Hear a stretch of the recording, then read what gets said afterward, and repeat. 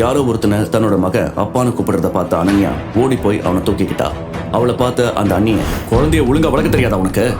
என்ன அப்பான்னு கூப்பிடுறான்? இவனுக்கு அப்பான்னு ஒருத்தன் இருக்கானா இல்லையா? அவன் பேசின விதம் அனன்யாவுக்கு பிடிக்கல. மிஸ்டர், நீங்க உங்க வேலையை மட்டும் பாருங்க. சின்ன குழந்தை ஏதோ சொன்னாங்கிறதுக்காக தேவையில்லாத பேச்செல்லாம் பேசாதீங்க. டாடிய திட்டாதீங்கம்மா. மித்துக்குட்டி, இதுவும் அப்பா இல்ல, புரிஞ்சுதா? மகனை சமாதானப்படுத்திக்கிட்டே தன்னோட சீட்டுக்கு வந்தா அனன்யா.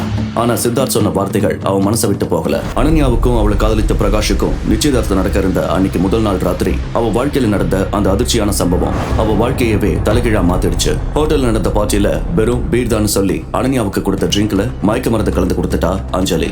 அதோட விட்டிருந்தா கூட அனன்யாவுக்கு இந்த நிலைமை வந்திருக்காது. போத மயக்கத்துல நிற்க முடியாம தடுமாறிட்டு இருந்த அனன்யாவை அங்க திறந்திருந்த ஏதோ ஒரு ரூம்ல விட்டுட்டு போயிட்டா அஞ்சலி. அவள மாதிரியே முழு போதையில அங்க வந்த யாரோ ஒரு இளைஞன் அவளை அன்னைக்கு சொந்தமாக்கிக்கிட்டான். போத மயக்கத்துல இருந்த அனன்யாவும் தன்னை கல்யாணம் பண்ணிக்கிருந்த காதலன் பிரகாஷ் தான் நினைச்சு அவங்க கூட சந்தோஷமா இருந்தா. இந்த சம்பவத்தால அவளுக்கும் பிரகாஷுக்கும் நடக்க இருந்த கல்யாணம் நின்னு போச்சு. அவமானம் தாங்க முடியாம அடுத்த வாரமே லண்டனுக்கு போயிட்டா அனன்யா. அங்க போன பிறகுதான் தான் கர்ப்பமா இருக்குன்ற விஷயமே அனன்யாவுக்கு தெரிஞ்சது. ஆனா அந்த கர்ப்பத்துக்கு யார் காரணம்னு அவளுக்கு தெரியாது. தன்னோட அனுமதி இல்லாம தான் வயித்துல வளர்ற அந்த குழந்தையை அழிக்கவும் அவளுக்கு மனசு வரல.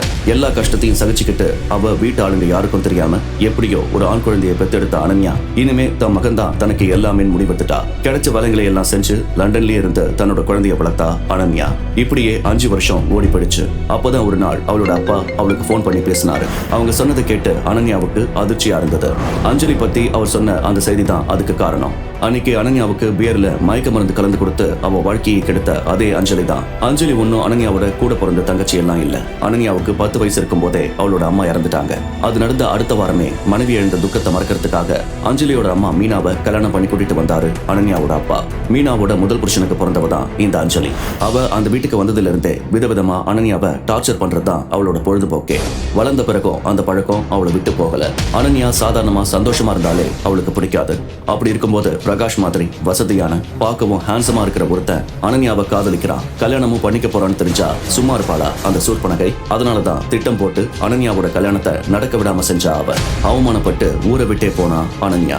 அஞ்சலியோட பிளான் அதோட முடியல. அனன்யா தனக்கு துரோகம் செஞ்சுட்டான்னு நினைச்சு டிப்ரெஷன்ல இருந்த பிரகாஷோட வாழ்க்கையில மெல்ல மெல்ல நுழைய ஆரம்பிச்சா. ஆரம்பத்துல அவனுக்கு ஆறுதல் சொல்ற மாதிரி அவனை நெருங்க ஆரம்பிச்சவ கொஞ்சம் கொஞ்சமா அவனை மயக்கி காதல் வலையில வீழ்த்தி கல்யாணத்துக்கும் அவனை சம்மதிக்க வச்சுட்டா. அவங்க கல்யாணத்துக்கு வர சொல்லிதான் குணசேகரன் அனன்யாவுக்கு போன் செஞ்சிருந்தாரு. 6 வருஷமா இருக்காளா செத்துட்டாளான்னு கூட கவலைப்படாத குணசேகரன் அஞ்சலி கல்யாணத்தை சாக்கா வச்சுக்கிட்டு அவளை வர சொன்னதுக்கு பின்னாடி ஒரு ரகசியமான திட்டம் இருந்துச்சு. அது அனன்யாவுக்கு தெரியாது. தெரிஞ்சிருந்தா அந்த கல்யாணத்துக்கு போற முடிவை கண்டிப்பா அவ எடுத்திருக்க மாட்டா. அனன்யாவோட வாழ்க்கையில இருந்து எல்லா சந்தோஷத்தையும் பறிச்சு அதை தன்னோடதான் ஆக்கிக்கிட்ட அஞ்சலி கடைசியில காதலிச்சவனையும் பறிச்சு தனக்கு சொந்தமாக்கிக்க போறான்னு நினைக்கும் போது அனன்யாவுக்கு வேதனையா தான் இருந்துச்சுனாலும் அவளோட ஆசை மகன் மித்ரனை பார்த்ததுமே அவளோட வருத்தம் எல்லாம் பறந்து போயிடுச்சு. இப்படி எல்லாம் நடந்ததுனால தானே எனக்கு இப்படி ஒரு மகன் கிடைச்சான் அப்படின்னு நினைச்சு அவளை சமாதானப்படுத்திக்கிட்டா.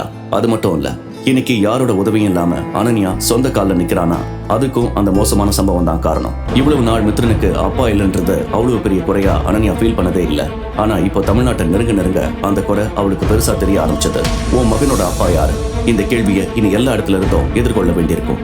ஆனா பதில் தான் அவளுக்கு தெரியாது. அவ பயந்த மாதிரியே தான் இருந்துச்சு. அவளை ரிசீவ் பண்றதுக்காக ஏர்போர்ட்டுக்கு வந்த அஞ்சலியும் பிரகாஷும் அதே கேள்வியை தான் கேட்டாங்க. இது யாரோட குழந்தை? உனக்கு கல்யாணமான விஷயமே எங்களுக்கு தெரியாது. இதுல நீ குழந்தையோட வந்திருக்க? எங்கேயோ இடிக்குதே. ஆமா, கல்யாணம் பண்ணி தான் குழந்தை பெத்துக்கிட்டியா இல்ல? அதுக்கு மேல அவ அநாகரிகமா எதுவும் சொல்றதுக்கு முன்னாடி அனன்யாவோட உதவிக்கு வந்தான் சித்தார்த். பிளைட்ல வச்சு மித்ரன் அப்பான்னு கூப்பிட்ட அந்த கோபக்கார இளைஞர், நான் தான் இவனோட டாடி. வேற ஏதாவது தெரிஞ்சுக்கணுமா? சித்தார்த் மாதிரி ஹேண்ட்ஸமான ஒரு பணக்காரன் அனன்யாவோட கணவனா இருப்பான்னு அவங்க எதிர்பார்க்கவே இல்லை. அனன்யாவையும் மித்ரனையும் அங்க இருந்து கூட்டிட்டு போன சித்தார்த் தன்னோட ஆடம்பரமான கார்ல அவங்க ஏத்திட்டு போனதை பார்த்து வயிற்றுச்சல்ல வாயை பொழுதுட்டு பார்த்துட்டு நின்னாங்க. ரொம்ப தேங்க்ஸ். நீங்க மட்டும் வரலன்னா அவங்க என்ன ரொம்ப கஷ்டப்படுத்திருப்பாங்க. குழந்தைய பக்கத்துல வச்சுக்கிட்டு என்னாலேயே எதுவும் பேச முடியல.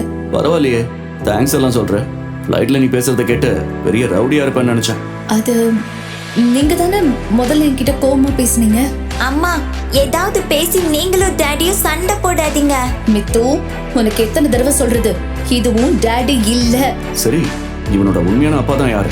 சித்தார்த் அப்படி கேட்டதும் அனன்யாவுக்கு கோபம் வந்துடுச்சு. None of your business. அது சரி, என்னோட கார்ல உட்காந்துக்கிட்டு என்னையே மிரட்டுறியா? நான் மட்டும் வரலன்னா தெரிஞ்சிருக்கோம். அவங்க 2 பேரும் சேர்ந்து உன்னை ஒரு வழி பண்ணிருப்பாங்க. அதுக்கு தான் தேங்க்ஸ் சொன்னேன். வெறும் தேங்க்ஸ் மட்டும் தானா? டிரைவர், வண்டியை நிறுத்துங்க. மித்ரனையும் கூட்டிக்கிட்டு கார்ல இருந்து இறங்கின அனன்யா பர்ஸ்ல இருந்து கொஞ்சம் பணத்தை எடுத்து காருக்குள்ள தூக்கி எறிஞ்சா. Taxi charge. நீ என்ன எதிர்பார்க்கறன்னு எனக்கு புரிஞ்சிடுச்சு. அதுக்கு நான் ஆள் இல்ல. இனி என் பின்னாடி வந்து என்ன தொந்தரவு பண்ற வேலை வச்சுக்காத. இப்படி ஒரு அகங்காரிய நான் என் வாழ்க்கையில பார்த்ததே இல்ல.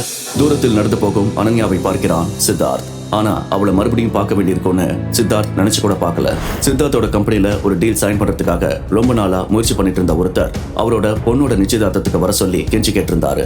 அதுக்காக அந்த ஃபங்க்ஷனுக்கு வந்த சித்தார்த் யாரு கண்ணிலையும் பட வேண்டாம்னு நினைச்சு அங்க ஒரு மூலையில இருந்து சேர்ல போய் உட்கார்ந்தான்.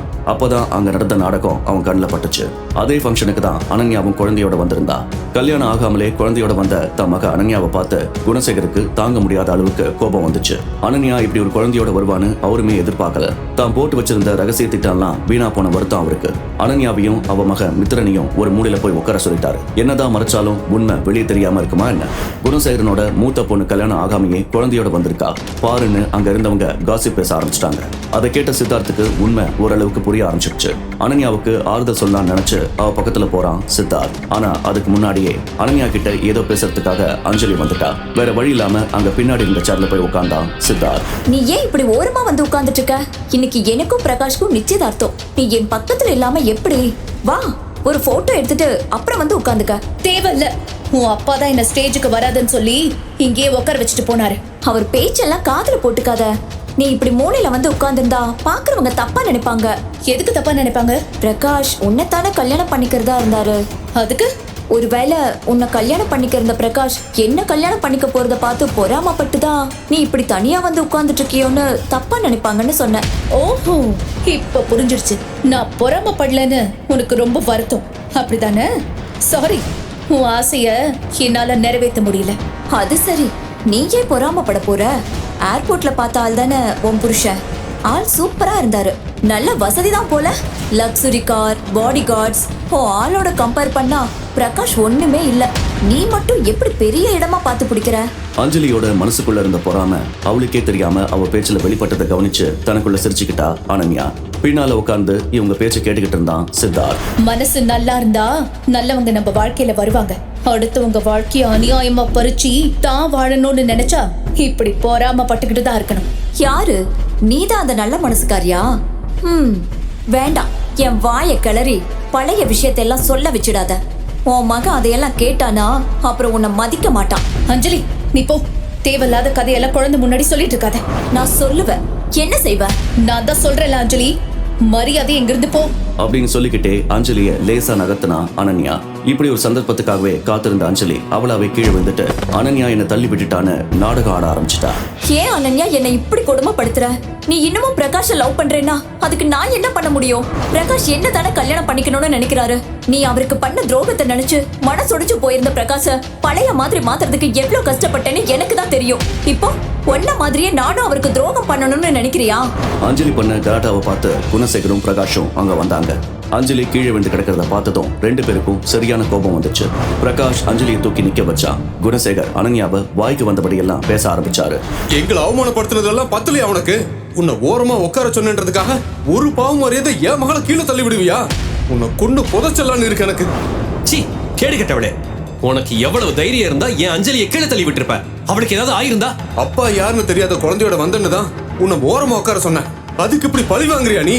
உனக்கு அவ்வளவு ரோஷம் தான் நீ கூட கூட்டிட்டு வந்திருக்கே. இவனோட அப்பா யாருன்னு சொல்லு. அவ எப்படி சொல்லுவா? தெரிஞ்சாதானே சொல்லுவா? ஆளாளுக்கு பேசுறது கேட்டு அனன்யாவுக்கு தலை சுத்துற மாதிரி இருந்துச்சு. அவ்வளவு நேரம் அங்க உட்கார்ந்து நடந்ததையெல்லாம் மௌன சாட்சியா பார்த்துட்டு இருந்த சித்தார்த் மெதுவா எழுந்திருக்கிறான். நான் இங்கதான் இருக்கேன். சித்தார்த் சொன்னதை கேட்டு அங்க இருந்த எல்லாருமே அவனை பார்த்தாங்க. ஐ டாடி, உங்க எல்லாரையும் டாடி டிஷம்னு பண்ண போறாரு. சித்தார்த் சொன்னதை கேட்ட குணசேகரால அதிர்ச்சியை தாங்க முடியல. சித்தார்த் சார், நீங்களா? நீங்க வருவீங்கன்னு நான் நினைச்சு கூட பார்க்கல சார். அனன்யாவும் என்னோட மகனும் வரும்போது நான் மட்டும் எப்படி வராம இருக்க முடியும்? அது இருக்கட்டும், அனன்யா உங்க சொந்த பொண்ணு தானே? அப்படி இருந்தும் எல்லாருமா சேர்ந்து எதுக்காக அவளை இப்படி அசிங்கப்படுத்துறீங்க? அது வந்து நீங்க தான் அனன்யாவோட ஹஸ்பண்டுன்னு எங்க யாருக்கும் தெரியாது.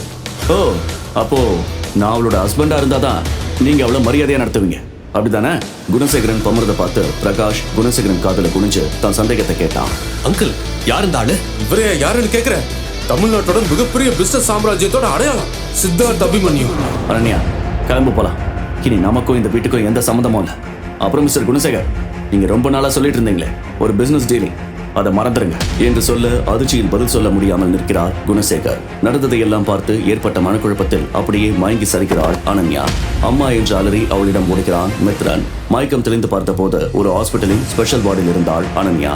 அவ முதல்ல தேடினது அவளோட மகன் மித்ரனை தான். ஆனா அவ அங்க இல்ல. அதுக்கு பதிலா அவளோட அப்பா குணசேகர் தான் அங்க பேப்பர் படிச்சுக்கிட்டு உட்கார்ந்துகிட்டு இருந்தாரு.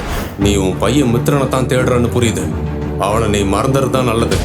உன்னால நேத்து எனக்கு ஏற்பட்ட அவமானத்துக்கு நீ பதில் சொல்லியே ஆகணும். உன்னால நஷ்டமானது வெறும் மான மரியாதை மட்டும் இல்ல, சித்தார்த் அபிமன்யோட நம்பிக்கையும் தான். நான் வருஷ கணக்கா எதிர்பார்த்து காத்துக்கிட்டு இருந்த பிசினஸ் கான்ட்ராக்ட் எனக்கு கிடைக்காம போயிடுச்சு. உனக்கு உன் மக வேணும்னா சித்தார்த் கிட்ட பேசி அந்த பிசினஸ் கான்ட்ராக்டை எனக்கு வாங்கி கொடு அப்படின்னு சொல்லிட்டு அவர் அங்கிருந்து போறாரு. தன் கையில மாட்டிருந்த ட்ரிப்ஸை கழட்டி விட்டுட்டு அங்கிருந்த நர்ஸ் கண்ணில் படாம அனன்யாவும் அங்கிருந்து நழுவுகிறா.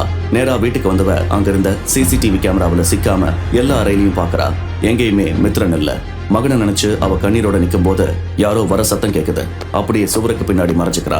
பிரகாஷும் அஞ்சலியும் தான் பேசிக்கிட்டே வராங்க. அந்த குட்டி பிசாசை என்னால சமாளிக்க முடியல பிரகாஷ். அதான் அந்த கேங்ஸ்டர் கும்பல் கிட்டயே அவனை பாத்துக்கிற பொறுப்பை ஒப்படைச்சிட்டேன். அவங்க இப்போ கோல்டன் பிளாசாவுக்கு போயிருப்பாங்க. அவங்க மிரட்டுனாங்கன்னா அவன் பயந்து வாயை மூடிக்கிட்டு இருப்பான். ரெண்டு பேரும் பேசிக்கிட்டே போனதும் மறைஞ்சிருந்த இடத்துல இருந்து வெளியே வரா அனன்யா. தன்னுடைய மகனை கேங்ஸ்டர் பொறுப்புல விட்டுருக்காங்கன்னு தெரிஞ்சதுல இருந்து அவளால ஒரு நிமிஷம் கூட அங்க இருக்க முடியல. குழந்தை பயப்படுவானு நினைக்கும் போதே அவ உடம்பெல்லாம் நடுங்க ஆரம்பிச்சிருச்சு. எவ்வளவு சீக்கிரம் முடியுமோ அவ்வளவு சீக்கிரம் மித்ரனை காப்பாற்றணும். அதுக்கு எப்படியாவது சித்தார்த்தை பார்த்து அவர்கிட்ட உதவி கேட்கணும் அப்படிங்கிற முடிவோட அந்த வீட்டுல இருந்து வெளியே போனா அனன்யா. மித்ரனை கண்டுபிடிக்க உதவுவானா சித்தார்த்? தன்கிட்ட இவ்வளவு கொடூரமா நடந்துகிட்ட அஞ்சலிய பழி வாங்கினாளா அனன்யா? மித்ரனோட உண்மையான அப்பா யாரு? சித்தார்த்துக்கும் அனன்யாவுக்கும் இடையே ஏதாவது ரகசியங்கள் ஒழிச்சுக்கிட்டு இருக்கா? சொந்த மகளையே பகடக்காயா பயன்படுத்த நினைக்கிற குணசேகரன் உண்மையிலேயே அனன்யாவோட அப்பா தானா? ஓட்டல் விவாஹில் ரூம் நம்பர் 101 ஒரு அழகான இளம்பெண்ணின் முனகல் சத்தம் கேட்டுக்கொண்டே இருந்தது. அனன்யா மெல்ல தன்னுடைய கண்ணை திறந்தாள். அந்த அறை முழுவதும் இருட்டாக இருந்தது.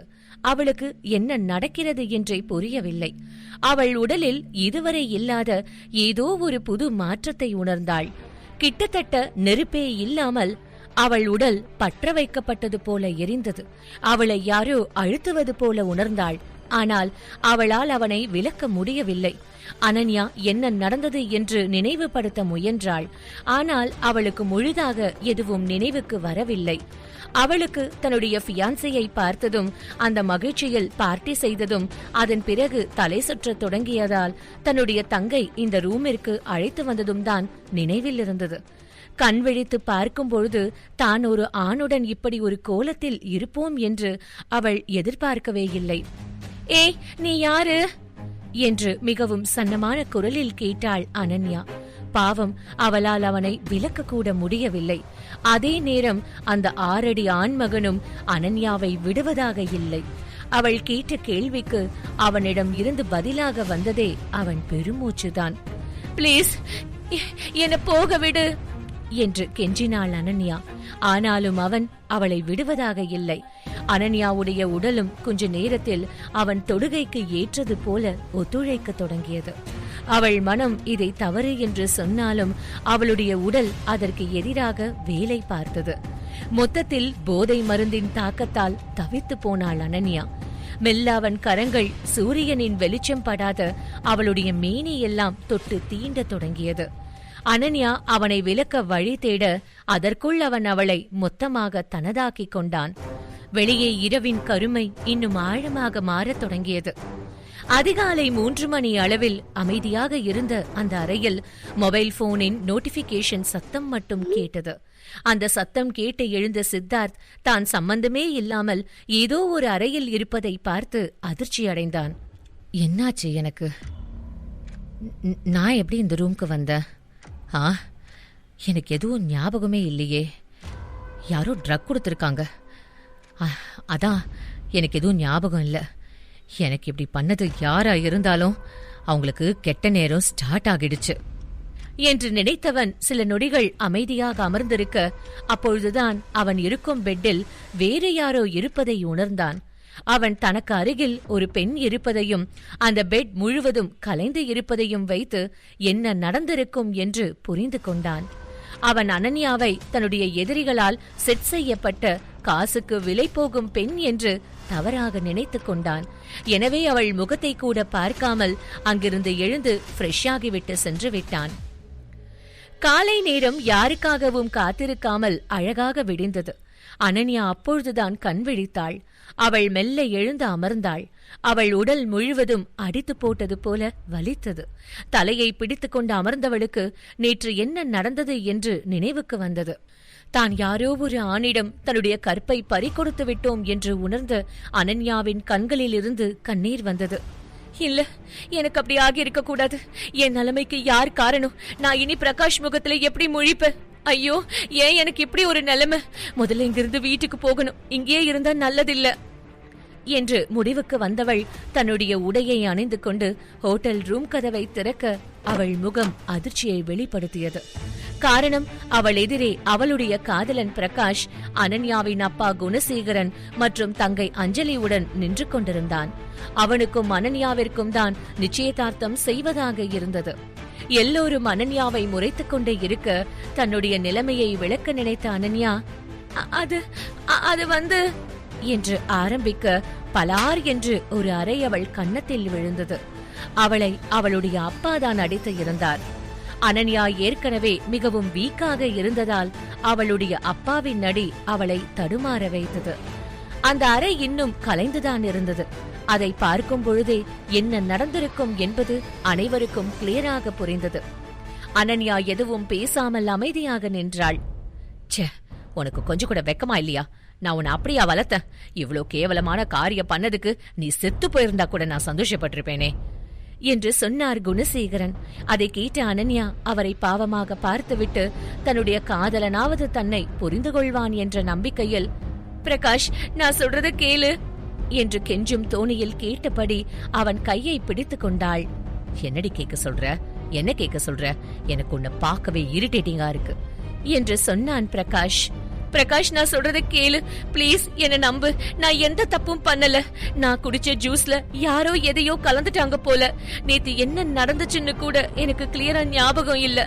நான் தலை சுத்துற மாதிரி இருக்குன்னு இந்த ரூம்க்கு வந்தேன் என்று அவன் கையை இறுக்கமாக பிடித்தபடி பேசினாள் அனன்யா. அவளுக்கு பிரகாஷ் தன்னை விட்டு சென்று விடுவானோ என அச்சமாக இருந்தது. அப்பொழுதுதான் அவளுக்கு தன்னுடைய தங்கை அஞ்சலி தன்னுடன் வந்தது நினைவிற்கு வந்தது. உடனே அஞ்சலியை பார்த்தவள், ஏ அஞ்சலி, நீதானே நேத்து எனக்கு தலை சுத்துதுன்னு சொன்னதும் இந்த ரூம்க்கு கூட்டிட்டு வந்த. இப்ப எல்லாரும் என்ன தப்பா சொல்றாங்க, கொஞ்சம் சொல்ல என்று சொன்னாள். அவள் சொன்னதை கேட்ட அஞ்சலி ஏதோ கேள்விப்படாத விஷயத்தை பார்ப்பது போல, அனன்யாக்கா, நீ என்ன புதுசா கதை சொல்ற? நான் எப்ப உன்னை இந்த ரூம்க்கு கொண்டு வந்து விட்டேன் என்று கேட்டாள். அஞ்சலி, நீ ஏன் பொய் சொல்ற? ஒழுங்கா உண்மையை சொல்லு என்று சொன்னாள் அனன்யா. அக்கா, நான் உண்மையை மட்டும்தான் சொல்றேன். நான் உன்னை இந்த ரூம்க்கு கூட்டிட்டே போலியே என்று சொன்னாள் அஞ்சலி. அதை கேட்ட அனன்யா, அப்போ எவனோ ஒருத்தர் இருக்கிற ரூமுக்கு நான் தானா வந்தேனா என்று கேட்டாள். அவள் லாஜிக்காக கேள்வி கேட்டதும் அஞ்சலி பதில் சொல்ல முடியாமல் தடுமாற அனன்யா அவள் வாயிலிருந்து உண்மையை வர வைக்க அடுத்த கேள்வியை கேட்க போக, போது நிறுத்து என்று கத்தினான் பிரகாஷ். அவன் குரலில் அப்படி ஒரு கோபம் இருந்தது. அவனால் தன்னுடைய காதலி தனக்கு துரோகம் செய்து விட்டாள் என்பதை தாங்கிக் கொள்ளவே முடியவில்லை. அனன்யா அவனிடம் தன்னுடைய நிலையை விளக்க வர அவளை சைகையால் தடுத்த பிரகாஷ், போது நிறுத்து அனன்யா, என்னால முடியல. நீ எப்படிப்பட்ட பொண்ணுன்னு நானே என்னோட கண்ணால பாத்துட்டேன். இதுக்கப்புறமும் நீ ஏதாவது சொல்லணும்னு நினைக்காத. ஏண்டி, நான் வெறும் 6 மாசம் தானே வெளியூர் போயிருந்தேன், அதுக்குள்ள உனக்கு இன்னொருத்த வேணும்னு அவ்வளோ ஆசையா? சி, நீ எல்லாம் எவ்வளோ கேடு கெட்டவன்னு தெரியாம உன்னை போய் லவ் பண்ணேனே என்று கேட்டான். சொன்னான். அவன் சொன்னதை கேட்டு மனமுடைந்து போன அனன்யா தன்னுடைய காதை மூடிக்கொண்டாள். அவள் கண்ணிலிருந்து வழிந்த கண்ணீர் தரையை நனைத்தது. அவளால் பிரகாஷ் தன்னை பார்த்து இப்படி ஒரு வார்த்தையை கேட்டான் என்பதை நம்பவே முடியவில்லை.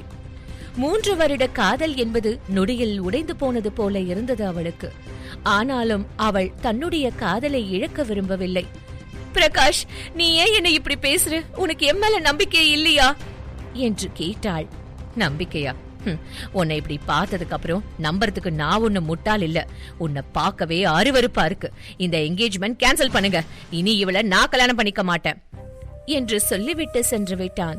அவன் சொன்ன வார்த்தைகள் கத்தியே இல்லாமல் அவள் இதயத்தை குத்தி கிழித்தது.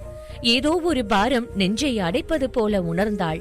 அவள் அவனிடம் தன் மீது தவறு இல்லை என்று நிரூபிக்க நினைத்தாள்.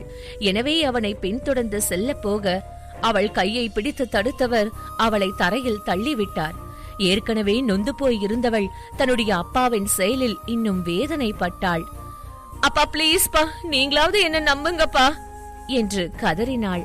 அதை கேட்டவர், சீ, நீ என்ன அப்பான்னு கூப்பிடாத. உன்ன மாதிரி ஒரு கேடு கேட்டவளுக்கு நான் அப்பாவா இருக்க ஆசைப்படல.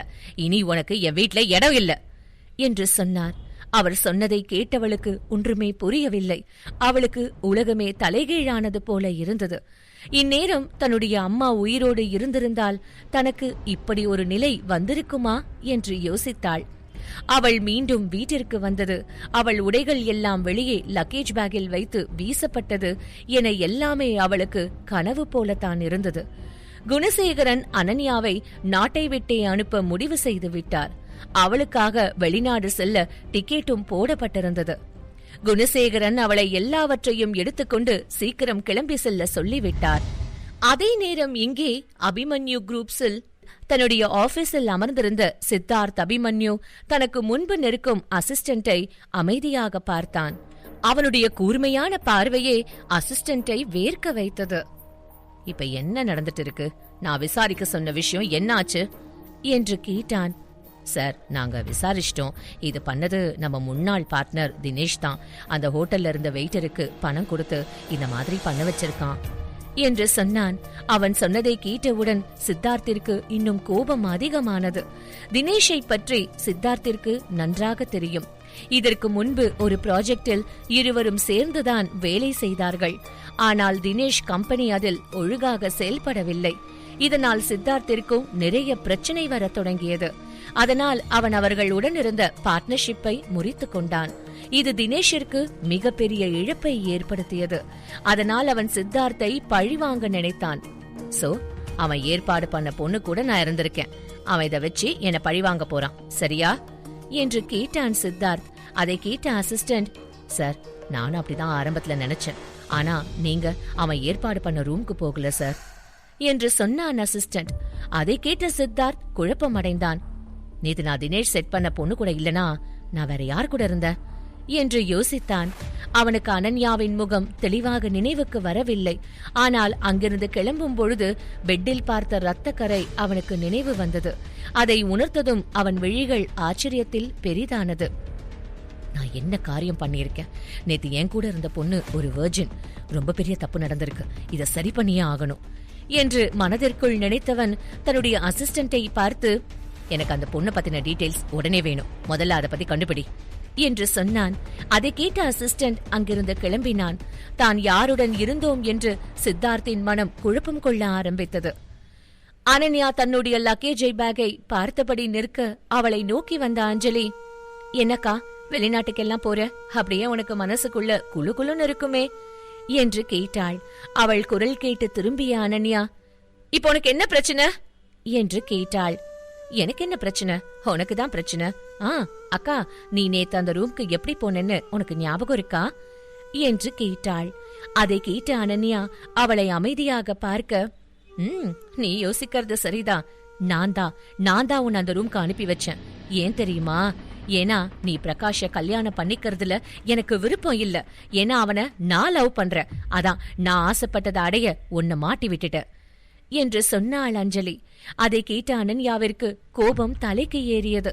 இவ்வளவு நேரம் பொறுமையாக இருந்த அனன்யாவால் அதற்கு மேல் அமைதியாக இருக்க முடியவில்லை. ஏய் அஞ்சலி, உனக்கு என்ன தைரியம் இருந்தா நீ என் வாழ்க்கையை இப்படி நாசம் பண்ணி இருப்ப? என் சந்தோஷத்தை கெடுத்த உன்னை நான் சும்மா விட மாட்டேன்டி என்று சொன்னபடி அவள் முடியை பிடித்து இழுத்து கன்னத்தில் பலார் என்று ஒரு அறை விட்டாள். அதோடு நிற்காமல் கழுத்தை பிடித்து நெரித்தாள். ஆனால் ஆச்சரியம் தரும் வகையில் அஞ்சலி எதிர்த்து எதுவும் பேசவில்லை. அவள் பாவமாக முகத்தை வைத்துக் கொண்டு, அக்கா, நான் என்னக்கா தப்பு பண்ண? பிளீஸ்கா, என்னை விட்டுடுக்கா. நான் வேணா உனக்காக அப்பா கிட்ட பேசுறேன்கா என்று சொன்னாள். அவள் சொன்னதை கேட்ட அனன்யா எதற்காக இவள் சம்பந்தமே இல்லாமல் உளறுகிறாள் என்று பார்த்தாள். அப்பொழுது அவள் பின்னாலிருந்து, அனன்யா, நீ என்ன பண்ற என்று குணசேகரன் குரல் கேட்டது. அவர் குரல் கேட்டதும் திரும்பி பார்த்த அனன்யா தன்னுடைய நிலையை விளக்க வர அவள் பேசுவதை கேட்காமல் அனன்யாவின் கன்னத்தில் பலார் என்று அறைந்தார். அவர் அறைந்த வேகத்தில் கீழே விழுந்தாள் அனன்யா. என்னடி உனக்கு? என் மானத்தை வாங்கினது பத்தாதா? இப்ப என் பொண்ணையும் கொன்னு என்னை வேதனைப்படுத்த பாக்குறியா என்று கேட்டார் குணசேகர்.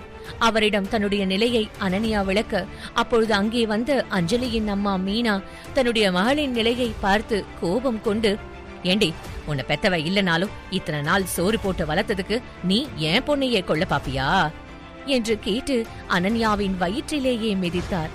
அனன்யா வலியில் கதறினாள். நல்லா அழு, உனக்கு வலிக்குதா? அப்ப அப்படித்தானே என் பொண்ணுக்கும் இருந்திருக்கும். முட்டாள், நீ எல்லாம் இந்த உலகத்துல இருக்கவே லாய்க்கில்ல. உன் அம்மாக்காரி மாதிரி நீயும் எப்பவே செத்து போயிருக்கணும் என்று சொன்னாள் மீனா. அதை கேட்ட அனன்யா எதுவும் பேசவில்லை. அவளை அடித்து ஓய்ந்து போன பின் மீனா அஞ்சலியை அழைத்துக் கொண்டு உள்ளே செல்ல குணசேகரனும் அங்கிருந்து சென்றார். தன்னுடைய நிலையை நினைத்து வேதனைப்பட்ட அனன்யா வாசலிலேயே அமர்ந்து அழுதாள். இங்கே ஹோட்டலுக்கு வந்த அசிஸ்டன்ட் சித்தார்த் இருந்த அறையிலிருந்த பெண் யார் என்று அறிந்து கொள்ள தகவலை தேட அவனுக்கு ஒரு தகவலும் கிடைக்கவில்லை. காரணம், அஞ்சலி ஏற்கனவே எல்லா தகவலையும் அழித்து இருந்தாள். 5 வருடங்கள் அப்படியே உருண்டோடியது. லண்டன் ஏர்போர்ட்டில் நின்று கொண்டிருந்தாள் அனன்யா.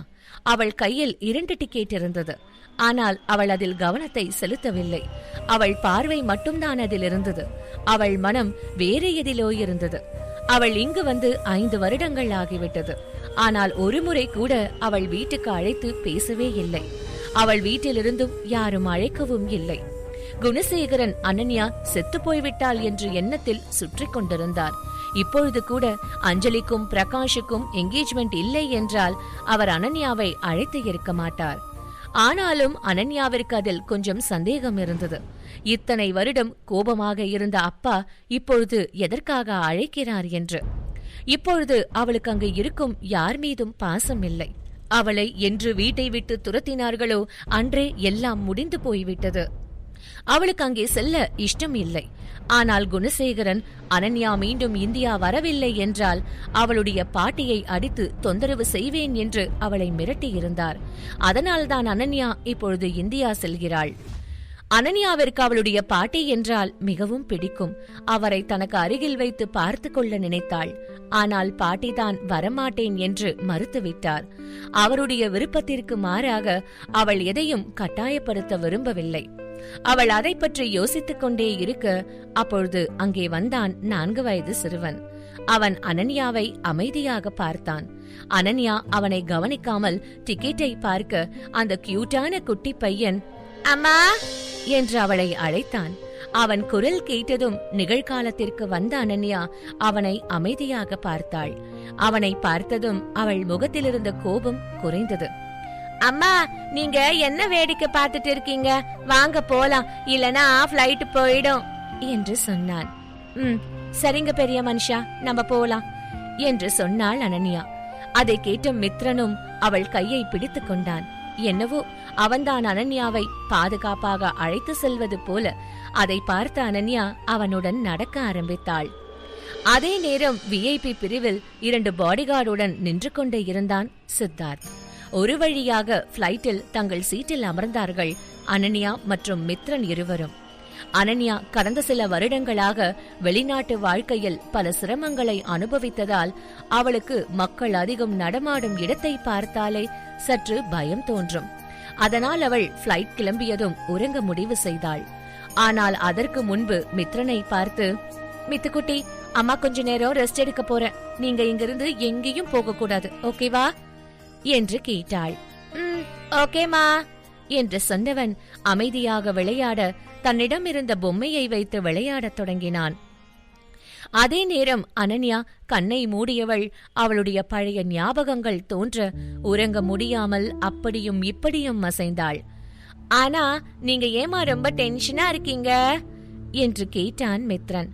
அம்மாக்கு கொஞ்சம் தாகமா இருக்கு அதான் என்று சொன்ன அனன்யா தன்னுடைய ஸ்லீப்பிங் மாஸ்கை போட்டுக்கொண்டு படுத்தே விட்டாள். அவள் சோர்ந்து உறங்குவதை பார்த்த மித்ரன் தன்னுடைய அம்மாவிற்காக குடிக்க தண்ணீர் வாங்கி வரலாம் என்று முடிவு செய்தான். அந்த எண்ணம் தோன்றிய அடுத்த நொடி அவன் சீட்டிலிருந்து இறங்கியும் விட்டான். அனன்யா அதை கூட அறியாமல் அமர்ந்து இருந்தாள். அனன்யாவிற்காக தண்ணீரை வாங்கியவன் மீண்டும் வேகமாக ஓடிவர, அப்பொழுது அவன் கதவு திறக்கப்பட்டு அதிலிருந்து வந்த ஒருவன் மீது மோதிவிட்டான். வந்தது வேறு யாருமல்ல, சித்தார்த்தான்.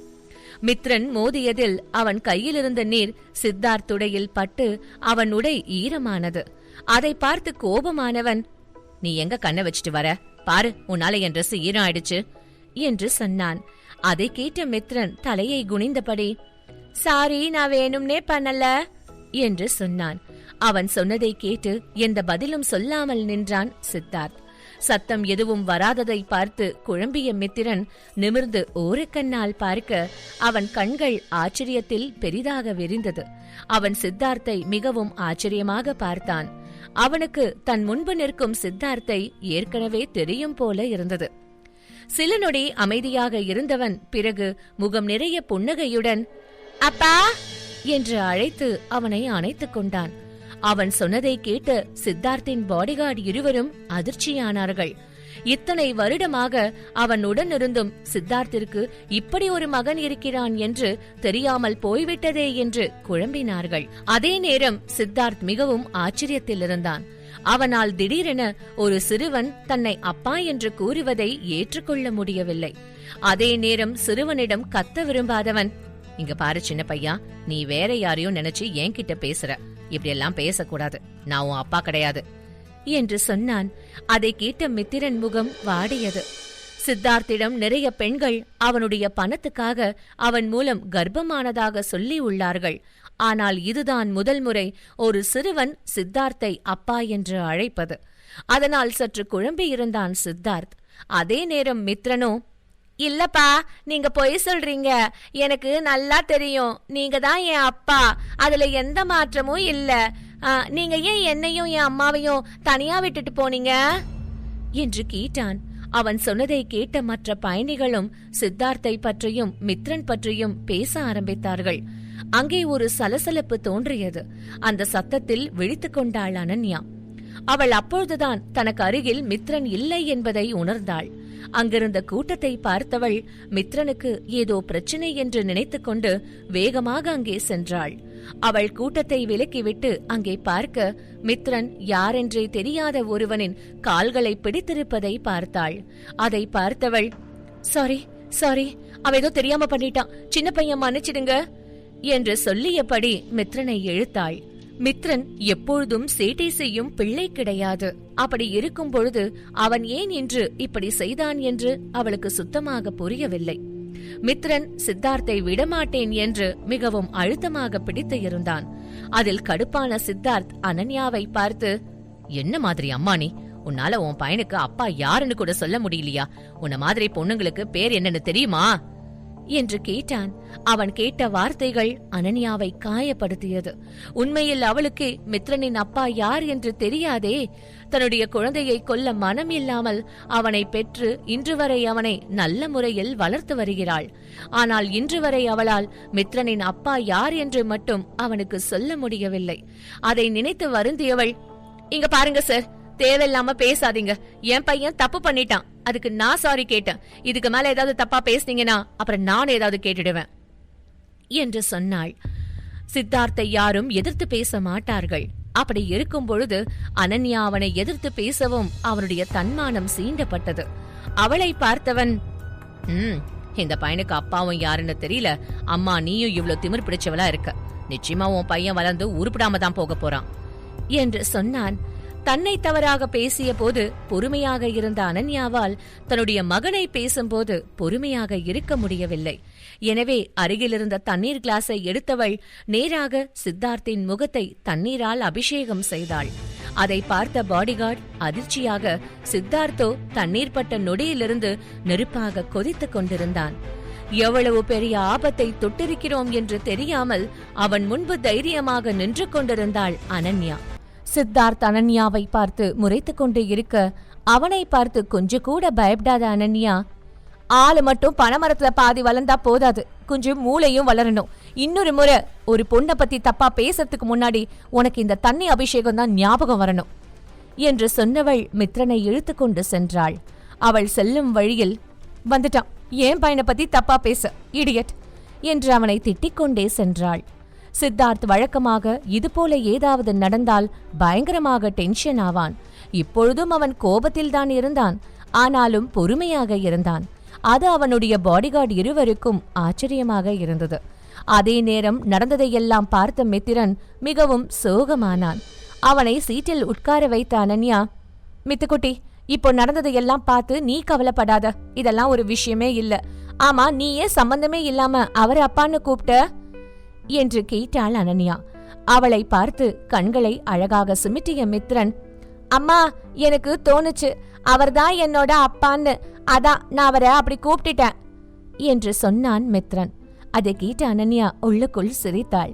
அவளால் தன்னுடைய மகன் யாரோ ஒருவனை அப்பா என்று உறுதியாக சொல்வதை நம்பவே முடியவில்லை.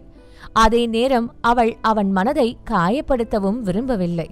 அவன் கன்னத்தை மெல்ல வருடி கொடுத்தவள், இந்த சின்ன வயசுல இவனுக்கு இவ்ளோ பெரிய கஷ்டத்தை கொடுத்திருக்கேன், இவனுக்கு இதை எப்படி புரிய வைப்ப என்று அவள் சோகமாக இருப்பதை பார்த்தவள், மித்துக்குட்டி, நீ இப்படியெல்லாம் பண்றது தப்பு. நாம எப்பவுமே யாரையும் தொந்தரவு பண்ணவே கூடாது. சோ இனி நீ அமைதியா இங்கேயே இரு. நான் சொல்றது உனக்கு புரியுதா என்று கேட்டாள் அனன்யா. மித்ரன் சமத்தான பையன் என்பதால் அவன் எந்த குறும்பும் அதற்கு மேல் செய்யவில்லை. அந்த பயணம் ஓரளவு அமைதியாகத்தான் சென்றது. ஒரு வழியாக விமானம் இந்தியா வந்து சேர்ந்தது. அனன்யா அமைதியாக மித்ரனுடன் ஏர்போர்ட் விட்டு வெளியே வந்தாள். அப்பொழுது அவள் தெரியாமல் அஞ்சலி மற்றும் பிரகாஷ் மீது மோதினாள். ஆனால் அவர்கள் இருவரும் வேண்டும் என்றேதான் இவள் மீது மோதினார்கள். 5 வருடங்கள் கடந்த பின்பும் அனன்யாவிற்கு அந்த சந்திப்பு உடனே நிகழ்ந்தது போல தோன்றியது. அனன்யா மனதிற்குள், ச்சே, வந்ததும் வராததுமா இந்த மலை குரங்கியும் கூட இருக்க மாடர்ன் குரங்கியுமா பார்க்க வேண்டியதா போச்சே, ஆரம்பமே அமர்க்கலமா இருக்கு, இனி என்னெல்லாம் ஆக போகுதோ என்று நினைத்து கொண்டாள். அவள் எதுவும் பேசாமல் நிற்பதை பார்த்த அஞ்சலி போலியாக, ஏ அக்கா, எப்படி இருக்கீங்க, பார்த்து ரொம்ப வருஷம் ஆச்சு என்று சொன்னவள் பிரகாஷின் தோளில் சாய்ந்து கொண்டாள். அனன்யா வருடங்கள் பல கடந்து விட்டதால் தன்னுடைய மனதின் காயங்கள் எல்லாம் ஆறியிருக்கும் என்று நினைத்தாள். ஆனால் இப்பொழுது பிரகாஷை அஞ்சலியுடன் பார்க்கும் பொழுது அனன்யாவிற்கு மனம் வலித்தது. என்ன செய்ய, காதல் கொடுக்கும் மகிழ்ச்சியை விட அது கொடுக்கும் வலிக்கு ஆயுள் அதிகம். அதனால் இன்றும் அனன்யா அதிலிருந்து மீள முடியாமல் தவித்துக் கொண்டிருக்கிறாள். அவள் எதுவும் சொல்லாமல் இருப்பதை பார்த்த அஞ்சலி, எனக்கா, நான் உன்கிட்ட பேசுறேன், நீ அமைதியா இருக்க, நான் உன்னை எவ்வளோ மிஸ் பண்ணேன்னு தெரியுமா என்று கேட்டாள். நீ என்ன மிஸ் பண்ணியா, உன்னை பார்த்தா அப்படி தெரியலையே என்று நக்கலாக கேட்டாள் அனன்யா. அவள் அப்படி சொன்னதும் ஒரு நொடி அஞ்சலியின் முகம் அஷ்டகோணலாக மாறியது. ஆனாலும் அதை வெளிக்காட்டிக் கொள்ளாதவள் சிரித்தபடி நிற்க இவர்களை பார்த்த மித்ரன், அம்மா, இவங்கெல்லாம் யாரு, எனக்கு இவங்கள பார்க்கவே பிடிக்கல என்று அனன்யா கால்கள் பின்னே மறைந்து கொண்டான். அவனுடைய குரலை கேட்டதும் தான் அஞ்சலி மித்ரனை பார்த்தாள். அவனை பார்த்ததும் அஞ்சலி மனதிற்குள் பல கேள்விகள் ஓட ஆரம்பித்தது. மனதில் ஓடும் கேள்விகள் எல்லாவற்றையும் ஓரம் கட்டி வைத்தவள், அக்கா, இது என்று ஆரம்பிக்க அவள் கேள்வியை கேட்க முடிக்கும் முன்பே, இது என்னோட பையன் என்று தெளிவாக சொன்னாள் அனன்யா. அவள் சொன்னதை கேட்ட அஞ்சலி அதிர்ச்சி அடைந்தாள்.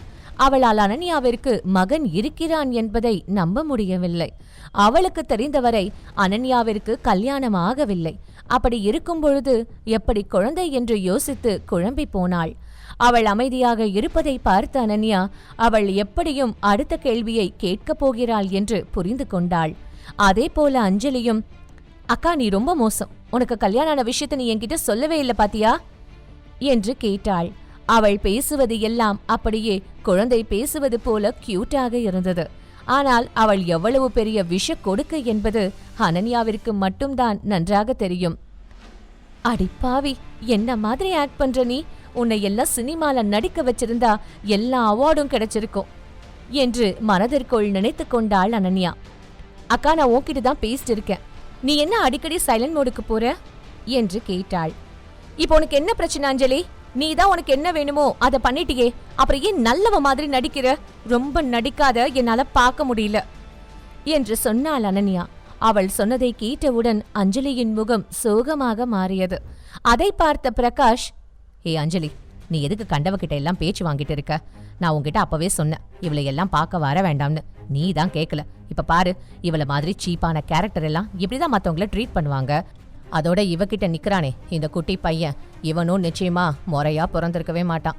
எவனாவது பொறுக்கிக்கு பிறந்த பொறுக்கியாதான் இருப்பான் என்று சொன்னான் பிரகாஷ். மித்ரன் அனைத்தும் கேட்டுக்கொண்டே இருந்தான். அனன்யாவிற்கு கோபம் வந்தது. நீ இப்ப யார பார்த்து பொறுக்கின்னு சொன்ன பிரகாஷ் என்று கேட்டாள் அனன்யா. உன்கிட்ட இருக்கானே எவனதான் சொன்ன என்றான் பிரகாஷ். அவன் அப்படி சொன்ன அடுத்த நொடி அவனை பலார் என்று அறைந்தாள் அனன்யா. அவளால் பிரகாஷின் வார்த்தையை ஏற்றுக்கொள்ளவே முடியவில்லை. அவள் பிரகாஷை முறைத்துக் கொண்டே இருக்க பிரகாஷுக்கோ தலையை சுற்றி கலர் கலர் குருவிகள் பறப்பது போல இருந்தது. அவன் பேச முடியாமல் அமைதியாக இருக்க அவன் அருகிலிருந்த அஞ்சலி, அக்கா உனக்கு என்னாச்சு? நீ இப்படி அவரை அடிக்கலாம் என்று கேட்டாள். ஏன் பையனை பத்தி தப்பா பேசினா நான் அப்படிதான் அடிப்பேன் என்று சொன்னாள். அதை கேட்ட அஞ்சலியின் முகம் கோபத்தில் சிவந்து இருக்க பிரகாஷின் கண்களோ கோபத்தில் சிவந்திருந்தது. ஏ அனன்யா, உனக்கு என்ன மனசுக்குள்ள பெரிய இவன்னு நினைப்பா? என்ன நீ அடிச்சா நான் சும்மா இருப்பேனா என்று கேட்டான். அவனுடைய பேச்சு நடவடிக்கை எல்லாம் பார்த்த அனன்யா மனதிற்குள் இவன மாதிரி ஒரு டுபாக்கூரன் நம்ம எப்படி காதலிச்சோம் என்று யோசித்தாள். என்னடி நான் கேள்வி கேக்குற, நீ பதில் சொல்லாம அமைதியா இருக்க என்று கேட்டபடி அவளை அடிக்க கையை முறுக்கிக் கொண்டு வந்தான். அதை பார்த்த மித்திரன் வேகமாக அனன்யா முன்பு வந்து நின்றான். எங்க அம்மாவை அடிக்காதீங்க அங்கிள் ப்ளீஸ் என்று மழலையாக பேச அவனுக்கு அங்கே என்ன பிரச்சனை நடக்கிறது என்பது தெளிவாக புரியவில்லை. ஆனால் அஞ்சலி மற்றும் பிரகாஷால் ஏதோ பிரச்சனை நடக்கிறது என்பது மட்டும் அவனுக்கு புரிந்தது. எனவே அவன் அவர்கள் இருவரையும் பார்த்து முறைத்தபடி, நீங்க எல்லாம் என் அம்மா கிட்ட வரக்கூடாது, என் அம்மாவை கஷ்டப்படுத்த நான் உங்களை விட மாட்டேன் என்று சொன்னான். அதை கேட்ட பிரகாஷ் கொஞ்சம் கூட இரக்கம் இல்லாமல் அனன்யாவை அடிக்க வர தன்னுடைய சிறு கைகளால் மித்ரன் அவனை தடுத்து நிறுத்த முயன்றான். பலம் இல்லை என்றாலும் பெரிய ஆளை எதிர்த்து நிற்கும் தைரியம் மித்ரனுக்கு இருந்தது. தன்னுடைய மகனை நினைத்து மிகவும் பெருமைப்பட்டாள் அனன்யா. ஆனால் அது பிரகாஷுக்கு கோபத்தை கொடுத்தது.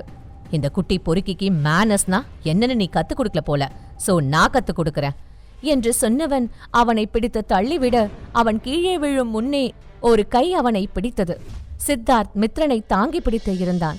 அவனை பார்த்தவுடன் பிரகாஷ் மற்றும் அஞ்சலி இருவரும் அதிர்ச்சி அடைந்தார்கள். சித்தார்த்தை பார்த்தாலே அவர்களுக்கு மிகப்பெரிய பணக்காரன் என்று புரிந்தது.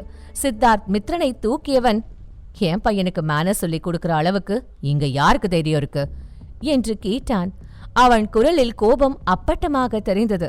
அந்த குரலே பிரகாஷ் மற்றும் அஞ்சலியை பயம் கொள்ள செய்ய போதுமானதாக இருந்தது. சித்தார்த் அந்த பக்கமாக காரில் செல்லும் போதுதான் மித்ரனை தள்ளிவிட பிரகாஷ் முயற்சிப்பதை பார்த்தான். ஏனோ அவன் மனம் மித்ரனை அந்த நிலையில் பார்த்ததும் துடித்து போனது. அதனால்தான் அவன் உடனே ஓடி வந்து விட்டான். அதே நேரம் அனன்யா சித்தார்த்தை ஆச்சரியமாக பார்த்து கொண்டே இருந்தாள். அவளால் சித்தார்த்தை புரிந்து கொள்ள முடியவில்லை. கொஞ்ச நேரத்திற்கு முன்பு அவன்தான் அவளை திட்டினான். ஆனால் இப்பொழுது அவனே அவளை காப்பாற்றுகிறான். இப்பொழுது அவள் மனதில் தோன்றியது ஒரே ஒரு கேள்விதான், இவன் நல்லவனா இல்ல கெட்டவனா என்பதுதான் அது. அதே நேரம் மித்ரனுக்கோ தன்னுடைய அப்பா திடீரென ஹீரோ போல வந்து தன்னை காப்பாற்றியது மிகவும் மகிழ்ச்சியை கொடுத்தது. அவன் மிகவும் உற்சாகமாக, அப்பா அம்மாவை இந்த அங்கிள் அடிக்க வராரு தேவையில்லாம என்று சொல்ல, சித்தார்த்திற்கு அவன் அப்பா என்று அழைத்ததும் மனதில் மிகவும் வித்தியாசமான உணர்வு தோன்றியது. ஆனால் அது என்ன என்றுதான் அவனுக்கும் புரியவில்லை. அதே நேரம் அனன்யாவையும் மித்ரனையும் இவ்வளவு நேரம் தவறாக பேசிய பிரகாஷுக்கும் அஞ்சலிக்கும் மிகவும் ஆச்சரியமாக இருந்தது. அவர்களால் கொஞ்சம் கூட நம்பவே முடியவில்லை. அனன்யாவிற்கு இப்படி ஒரு கணவன் இருக்கிறான் என்பதை ஓப்பனாக சொல்ல வேண்டும் என்றால் இருவருக்கும் பயங்கரமாக வயிறு எரிந்தது. அதே நேரம் சித்தார்த் அனன்யாவை பார்த்தவன், உன்னை நான் கொஞ்ச நேரம் காருக்காக வெயிட் பண்ணதானே சொன்னேன், நீ என்ன அதுக்குள்ள ஒரு பிரச்சனையை இழுத்துட்டு வந்திருக்க என்று கேட்டான். அவன் ஒரு கணவன் எப்படி மனைவியிடம் உரிமையாக நடந்து கொள்வானோ அப்படிதான் பேசினாள். ஆனால் அதை புரிந்து கொள்ள அனன்யாதான் சற்று சிரமப்பட்டாள். அதை பார்த்த சித்தார்த் அனன்யாவை பார்த்து சைகை செய்ய அதில் சற்று தெளிந்தவள் அவன் கையை உரிமையாக பிடித்து கொள்ள, என்னங்க எனக்கு என்ன தெரியும், நான் உங்களுக்காக தான் வெயிட் பண்ணலாம்னு பார்த்தேன், அதுக்குள்ள கண்ட நாயெல்லாம் குறுக்க வரும்னு நான் என்ன கனவா கண்ட? சரி விடுங்க, கண்ட நாயை பத்தி நாம ஏன் பேசணும், நம்ம போலாம் டார்லிங் என்று சொன்னாள். அதை கேட்ட சித்தார்த்தும் அவள் கையை பிடித்துக்கொண்டு நடக்க ஆரம்பித்தான். அதை பார்த்த பிரகாஷ் மற்றும் அஞ்சலி அதிர்ச்சியுடன் நிற்க அவர்கள் பக்கம் திரும்பிய சித்தார்த், இந்த மாதிரி என் பொண்டாட்டியையும் குழந்தையையும் பேசினது இதுதான் கடைசியா இருக்கணும். எப்பவும் அடுத்தவங்களை பத்தி பேசுறதுக்கு முன்னாடி நமக்கு அந்த தகுதி இருக்கான்னு கொஞ்சம் யோசிச்சு பார்க்கணும். இனி ஒரு வாட்டி இப்படி நடந்தா அப்புறம் அதோட விளைவு ரொம்ப பயங்கரமா இருக்கும் என்று சொன்னான். அதை கேட்ட பிரகாஷ் மற்றும் அஞ்சலி இருவரும் எதுவும் பேசாமல் மௌனமாக இருந்தார்கள். ஆனாலும் பிரகாஷ் மனதிற்குள் அனன்யா சித்தார்த்தின் கையை பிடித்திருப்பதை பார்த்து அதிகம் கோபம் கொண்டான். ஆனால் அவனால் அதை அஞ்சலி முன்பு காண்பிக்க முடியவில்லை. அதே நேரம் சித்தார்த் அனன்யாவையும் மித்ரனையும் காருக்குள் உட்கார வைத்தான். கார் கொஞ்ச நேரத்தில் கிளம்பியது. அதே நேரம் அஞ்சலி பொறாமையில் பொங்கிக் கொண்டு இருந்தாள். அவள் இத்தனை நாள் அனன்யாவின் வாழ்க்கையில் மிகப்பெரிய கஷ்டத்தை ஏற்படுத்திவிட்டோம் என்று மகிழ்ச்சியாக இருந்தாள். ஆனால் இப்பொழுது அவளால் மகிழ்ச்சியாக இருக்க முடியவில்லை. அவள் சித்தார்த்தின் காரை பார்த்தாள். அது லிமிடெட் எடிஷன் கார்.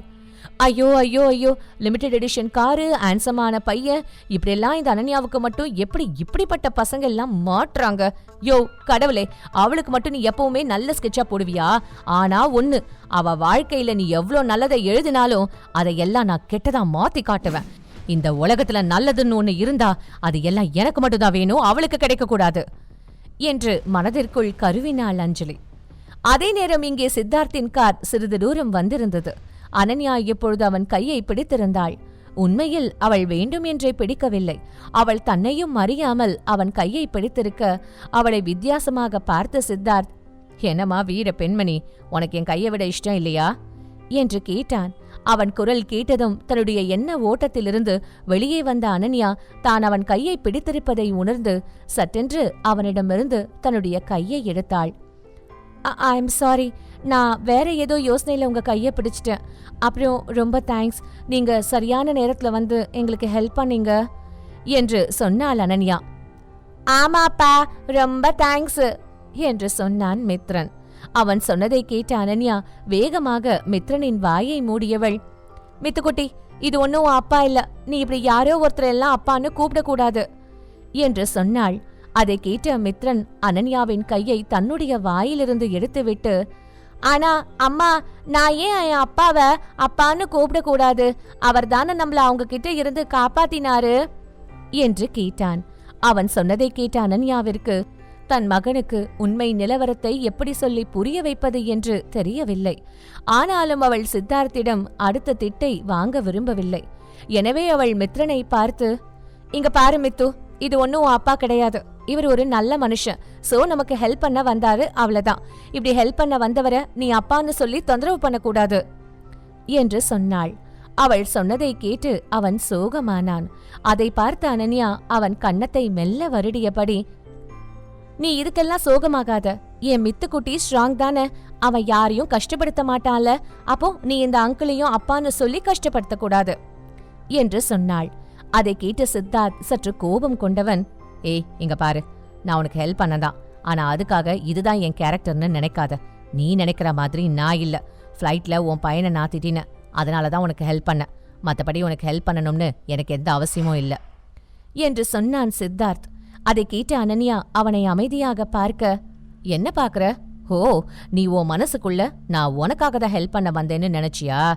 ஏனோ தானோன்னு வாழ்ந்து புள்ளைய பெத்த உன்ன மாதிரி ஒரு கேரக்டர்லெஸ் பொண்ணுக்காக நான் உதவி பண்ண எல்லாம் வரமாட்டேன். உண்மைய சொல்லணும்னா உன்ன மாதிரி பொண்ணுங்கனாலே எனக்கு அலர்ஜி என்று சொன்னான் சித்தார்த்.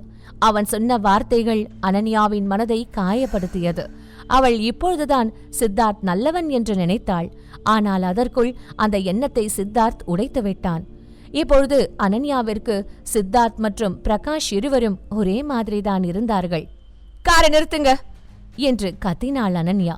அதை கேட்ட டிரைவரும் காரை நிறுத்தினார். உடனே காரை விட்டு இறங்கியவள் மித்ரனையும் தன்னுடைய லக்கேஜையும் இறக்கினாள். பிறகு கார் சீட்டில் 100 ரூபாயை விட்டு எறிந்தவள், நீங்க இவ்வளவு தூரம் எங்களை கூட்டிட்டு வந்ததுக்கு சரியா போச்சு. பார்க்க ஆள் பணக்கார மாதிரி இருந்தா போதாது, கொஞ்சமாவது மத்தவங்கள மதிக்க தெரியணும். உன்ன மாதிரி ஒரு இரிட்டேட்டிங் கேரக்டரை நான் இனி என் வாழ்க்கையில பார்க்க கூடாதுன்னு நினைக்கிறேன் என்று சொன்னவள் மித்ரனின் கையை பிடித்துக்கொண்டு அங்கிருந்து நடந்து சென்று டாக்ஸி பிடித்து கிளம்பினாள். அதை பார்த்த சித்தார்த்தின் கண்கள் கோபத்தில் சிவந்தது. அம்மா, அப்பாவை திட்டாதீங்க, 2 பேரும் சண்டை போடாதீங்க என்று பேசிக்கொண்டு வர அவனை தூக்கி சென்றாள் அனன்யா. சித்தார்த்தை எந்த பெண்ணும் எதிர்த்து பேசியதில்லை. அவன் கடுமையாக நடந்து கொண்டாலும் அவன் எதிரில் இருக்கும் பெண்கள் அமைதியாகத்தான் இருப்பார்கள். ஆனால் அனன்யாதான் ஒரு வார்த்தைக்கு 10 வார்த்தை பதில் சொல்கிறாள். ஆனால் சித்தார்த் இதுவரை அவளை ஒன்றும் செய்யவில்லை. அதுதான் ஆச்சரியம். அவள் ஏறிய டாக்ஸி அங்கிருந்து சென்றதும் காரை எடுக்க சொல்லியவன் மனதிற்குள், நீயும் நானும் பார்த்துக்க கூடாது, ஆனா நம்ம இனியும் மீட் பண்ணுவோம்னு எனக்கு தோணுது. அனன்யா அங்கிருந்து தன்னுடைய அப்பாவின் வீட்டிற்கு செல்லாமல் நேராக பாட்டி வீட்டிற்கு சென்றாள். அவளுடைய பாட்டி வீடு 5 வருடங்களுக்கு முன்பு எப்படி இருந்ததோ இப்பொழுதும் அப்படிதான் இருந்தது. என்ன பாட்டிதான் இன்னும் கொஞ்சம் முதுமை அடைந்தது போல இருந்தார்.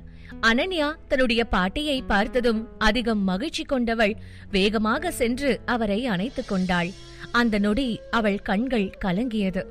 பாட்டி, நான் உங்களை ரொம்ப மிஸ் பண்ண என்று சொன்னாள்.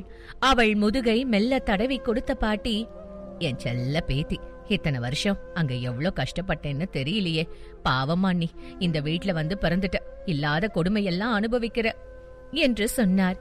அதை கேட்ட அனன்யா வேற எதுவும் பேசவில்லை. அப்பொழுது பாட்டியின் பார்வை மித்ரன் மீது பதிந்தது. அவனை பார்த்ததும் மகிழ்ச்சி கொண்ட பாட்டிக்கு அவன் யார் என்று அனன்யாவிடம் கேட்க வேண்டும் போல இருந்தது. ஆனால் அவருடைய அனுபவம் ஒருவரிடம் என்ன கேட்க வேண்டும், என்ன கேட்க கூடாது என்பதை தெளிவாக சொல்லி இருந்தது. அதனால் அவர் அனன்யாவிடம் எதுவும் கேட்கவில்லை. அவளாக சொல்ல விரும்பினால் சொல்லட்டும் என்று விட்டுவிட்டார். அவருடைய மனதின் ஒரு ஓரத்தில் மித்ரனும் அனன்யாவும் இதே வீட்டில் இருக்க வேண்டும் என்றும் ஆசைப்பட்டார். ஆனால் அவர் ஆசையெல்லாம் நடக்குமா என்பது அவருக்கும் சந்தேகமாகவே இருந்தது. அன்றைய இரவு அனன்யா தன்னுடைய பாட்டி வீட்டிலேயே தங்கினாள். அடுத்த நாள் காலையில் அனன்யா மித்ரனை அழைத்துக் கொண்டு வெளியே கொஞ்சம் நடக்கலாம் என்று சென்றாள். அவளுக்கு தான் சிறு வயதில் சுற்றித் திரிந்த இடங்களை எல்லாம் இப்பொழுது பார்க்க கொஞ்சம் மகிழ்ச்சியாகத்தான் இருந்தது. அவள் அப்படியே அந்த இடத்தில் மகிழ்ச்சியாக நடந்து கொண்டிருக்க அவள் மகிழ்ச்சியை கெடுப்பதற்கு என்றே அங்கு வந்து சேர்ந்தார்கள் பிரகாஷ் மற்றும் அஞ்சலி. அவர்கள் இருவரும் அனன்யாவை நோக்கி வர, உயிரே உயிரே, தப்பிச்சு எப்படியாவது ஓடிவிடு, ஐயோ வருதே, மூதேவி வருதே என்று மனதுக்குள் பாடியவள் அங்கிருந்து எஸ்கேப் ஆக பார்க்க அதற்கு இடம் கொடுக்காமல் இருவரும் அனன்யா முன்பு வந்து நின்றார்கள். அதில் கடுப்பான அனன்யா, இங்க பாருங்க, எனக்கு தெரிஞ்சு நமக்குள்ள பேசிக்க பெருசா எதுவும் இல்ல, அதனால வழிய விடுங்க என்று சொன்னாள். உனக்கு என்ன பார்த்தா எப்படி தெரியுதுக்கா? ரொம்ப அக்கறையா உன்னை நலம் விசாரிக்க வந்த மாதிரி தெரியுதா? அதெல்லாம் இல்ல, நான் ஜஸ்ட் உன்னை பார்க்க வந்ததே அப்பாக்காக தான், அவர் தான் உன்னை கூட்டிட்டு வர சொன்னாரு என்று சொன்னாள் அஞ்சலி. அப்பா என்ற வார்த்தையை கேட்டதும் அனன்யாவின் மனம் நடந்த நிகழ்வை எல்லாம் நினைத்து பார்த்தது. அன்றைய இரவே அவளுக்கும் அந்த குடும்பத்துக்குமான சம்பந்தம் எல்லாம் முடிந்து போய்விட்டது. ஆனால் இன்னும் அவள் அதை தன்னுடைய குடும்பத்திடம் தெளிவாக சொல்லவில்லை. எனவே இன்று எல்லாவற்றையும் பேசி முடித்துவிட முடிவும் செய்தாள். கொஞ்ச நேரம் கழித்து மித்ரனுடன் காரில் ஏறி அவர்களுடன் தன்னுடைய தந்தை வீட்டிற்கு சென்றாள் அனன்யா. செல்லும் வழியில் யாரும் ஒரு வார்த்தை கூட பேசவில்லை. கொஞ்சம் நேரத்தில் அந்த கார் ஒரு வில்லாவிற்குள் சென்றது. அனன்யா அந்த இடத்தை கவனித்தாள். கடந்த 5 வருடத்தில் அந்த இடம் நிறைய மாற்றங்களை பெற்றிருந்தது. அதையெல்லாம் பார்த்தபடி உள்ளே வந்தாள். அவளை பார்த்ததும் அவள் சித்தி மீனா மிகவும் சந்தோஷமாக அவள் அருகே வந்தார். அவர் நடிக்கிறார் என்பது அனன்யாவிற்கு அப்பட்டமாக தெரிந்தது. உண்மையில் இவர்கள் நடிப்பையெல்லாம் பார்த்து அனன்யாவிற்கு கோபம்தான் வந்தது. ஆனாலும் அவள் எதுவும் பேசாமல் அமைதியாக இருந்தாள். என்னம்மா அனன்யா, அப்படியே ஷாக் ஆகி நிக்கிற? இது உன் வீடுதான், கூச்சப்படாம உள்ளவா. பாவம், நீ வெளிநாட்டுல வேலை பார்த்து ரொம்ப கஷ்டப்பட்டுட்ட போல. பாரு எப்படி துரும்பா இழைச்சிட்டேன்னு. நீ வாமா, நான் உனக்கு என்ன வேணுமோ பண்ணித்தரேன் என்று சொன்னார் மீனா. அவருடைய போலியான அக்கறை அனன்யாவிற்கு கோபத்தை கொடுத்தது. கிறுக்கி, நான் வெளிநாட்டுல இருந்தப்போ இவ கோமால இருந்தா போல. என்ன அன்னிக்கு அந்த அடி அடிச்சுட்டு இப்ப அக்கறையா வேற பேசுறா, கேடு கெட்ட தாய்க்கிழவி என்று மனதிற்குள் மீனாவை திட்டினாள் அனன்யா. அனன்யா எதுவும் பேசாமல் அமைதியாக இருப்பதை பார்த்த மீனா, ஏமா என்னாச்சு, நீ ஏன் அமைதியா இருக்க என்று கேட்டாள். அது ஒண்ணும் இல்ல, எதுக்காக நீங்க இப்படி நடிக்கிறீங்கன்னு நான் யோசிக்கிறேன். எனக்கு உங்களை பத்தி நல்லா தெரியும். என்ன உங்களுக்கு சுத்தமா பிடிக்காதுன்னு எனக்கு நல்லா தெரியும். அப்புறம் என்ன திடீர்னு இப்படி ஒரு அக்கறை என்று கேட்டாள் அனன்யா. அவள் சொன்ன வார்த்தை ஹாலுக்குள் வந்து கொண்டிருந்த குணசேகரன் காதில் விழுந்தது. அதில் கடுப்பானவர் அனன்யாவை முறைக்க அவள் அருகே இருந்த மித்ரனை பார்த்ததும் அவர் கோபம் இன்னும் அதிகமானது. அனன்யா, உன்னை நான் நீ செஞ்ச தப்ப உணர்ந்து திருந்தணும்னு தான் வெளிநாட்டுக்கு அனுப்பி வச்சேன். ஆனா நீ என்னவோ ஒரு குட்டி சாத்தான திரும்ப கூட்டிட்டு வந்திருக்க. உனக்கு என்ன தைரியம் இருக்கணும் என்று கேட்டார். அதை கேட்ட அனன்யா எதுவும் பேசாமல் அமைதியாக இருக்க, எப்பவும் தப்பு செஞ்சுட்டு நல்லா குத்துக்கள் மாதிரி நிக்கிறதே உனக்கு பொழப்பா போச்சு. நல்லா கேட்டுக்கோ அனன்யா, இந்த சின்ன பையனை நான் எப்பவுமே நம்ம குடும்பத்துல ஒருத்தனா ஏத்துக்கவே மாட்டேன் என்று சொன்னார் குணசேகரன். அவருக்கு அதிகம் டென்ஷன் ஆனதில் மூச்சு வாங்க தொடங்கியது. அதை பார்த்த அஞ்சலி அவர் அருகில் வந்து, அப்பா நீங்க இவ்ளோ டென்ஷன் ஆகுறீங்க, கொஞ்சம் பொறுமையா இருங்கப்பா. அக்காவே ரொம்ப வருஷம் கழிச்சு வீட்டுக்கு வந்திருக்கா. இப்ப நீங்க மறுபடியும் கோவப்பட்டு அவளை துரத்தி விட்டுடாதீங்க. பாவம் அவ. அதோட என்ன இருந்தாலும் அக்காவோட பையன் உங்களுக்கும் பேரன்பா. சோ நீங்க அவனை ஏத்துக்கோங்க என்று சொன்னாள். அவளுடைய ஒவ்வொரு வார்த்தையும் எரியும் நெருப்பில் எண்ணெயை ஊற்றுவது போல இருந்தது. அவள் வேண்டும் என்றே பேரன் என்னும் வார்த்தையை அழுத்தி சொல்லி இருந்தாள். அது குணசேகரனின் கோபத்தை இன்னும் அதிகப்படுத்தியது. அதே நேரம் பிரகாஷ் குணசேகரன் குடும்பத்தில் நடக்கும் பிரச்சனையையும் அனன்யாவின் பின்னால் பாவம் போல மறைந்திருக்கும் மித்ரனையும் கவனித்தான். மித்ரனை பார்த்ததும் பிரகாஷிற்கு நேற்று பார்த்த அந்த பணக்காரன்தான் நினைவிற்கு வந்தான். அவனை நினைக்கும் போதே பிரகாஷிற்கு கோபம் வந்தது. என்னதான் பிரகாஷ் சாதாரணமாக இருக்க நினைத்தாலும் அவனால் முடியவில்லை. அனன்யா இன்னொரு குடும்பம், குழந்தை என்று செட்டில் ஆகி விட்டாள் என்பதே அவனுக்கு பெரும் கோபத்தை கொடுத்தது. அதே நேரம் அனன்யா பெயருக்கு மட்டுமே தன்னுடைய குடும்பம் என்று இருப்பவர்களை பார்த்தாள். அவர்களை பார்க்க பார்க்க ஏதோ இனம் புரியாத சோகம் அவள் மனதை அழுத்துவது போல இருந்தது. அவளுக்கு இருந்தாலும் அவள் தன்னை மிகவும் கட்டுப்படுத்திக் கொண்டு அமைதியாக இருந்தாள். இன்னைக்கு இங்க இருக்க எல்லாரும் என் மேல அக்கறை இருக்கிற மாதிரி நடிக்கிறாங்க. என் அப்பா அவர் மானம் என்னால போயிடுமோன்னு பயப்படுறாரு. ஆனா இவங்க யாருமே என்னை பத்தி கொஞ்சம் கூட கவலைப்படல. நான் வெளிநாட்டுல ஒருவேளை சாப்பாட்டுக்கு கூட அவ்வளோ கஷ்டப்பட்டிருக்கேன். ஆனா இவங்க இங்க சொகுசா இருந்திருக்காங்க. இந்த மாதிரி ஒரு குடும்பத்துல என் பையன் இருக்கிறதுக்கு நாங்க 2 பேரும் தனியா இருக்கிறது எவ்வளவோ மேல் என்று மனதிற்குள் நினைத்துக் கொண்டாள் அனன்யா.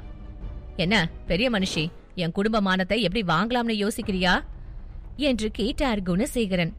இங்க பாருங்க, உங்க குடும்பமானம் என்னைக்கும் என்னால போகாது. ஏன்னா நான் உங்களை என் குடும்பம் மாதிரி நினைக்கவே இல்ல. நானே உங்களை என் குடும்பம்னு நினைக்கல. அப்புறம் எங்க என் பையனை நான் உங்க குடும்பத்துல விடுறது? நான் இங்க வந்தது அஞ்சலி என்கேஜ்மெண்ட்காக மட்டும்தான். அது முடிஞ்சா நான் உடனே கிளம்பி போயிடுவேன் என்று சொன்னாள் அனன்யா. இங்க பாரு, நீ உன் மனசுல என்ன நினைக்கிறன்றத பத்தி எனக்கு கவலை இல்ல. ஆனா நீ இந்த பையனை கூட்டிட்டு என்கேஜ்மெண்ட்டுக்கு வரக்கூடாது. உனக்குதான் மானம் மரியாதை இல்ல.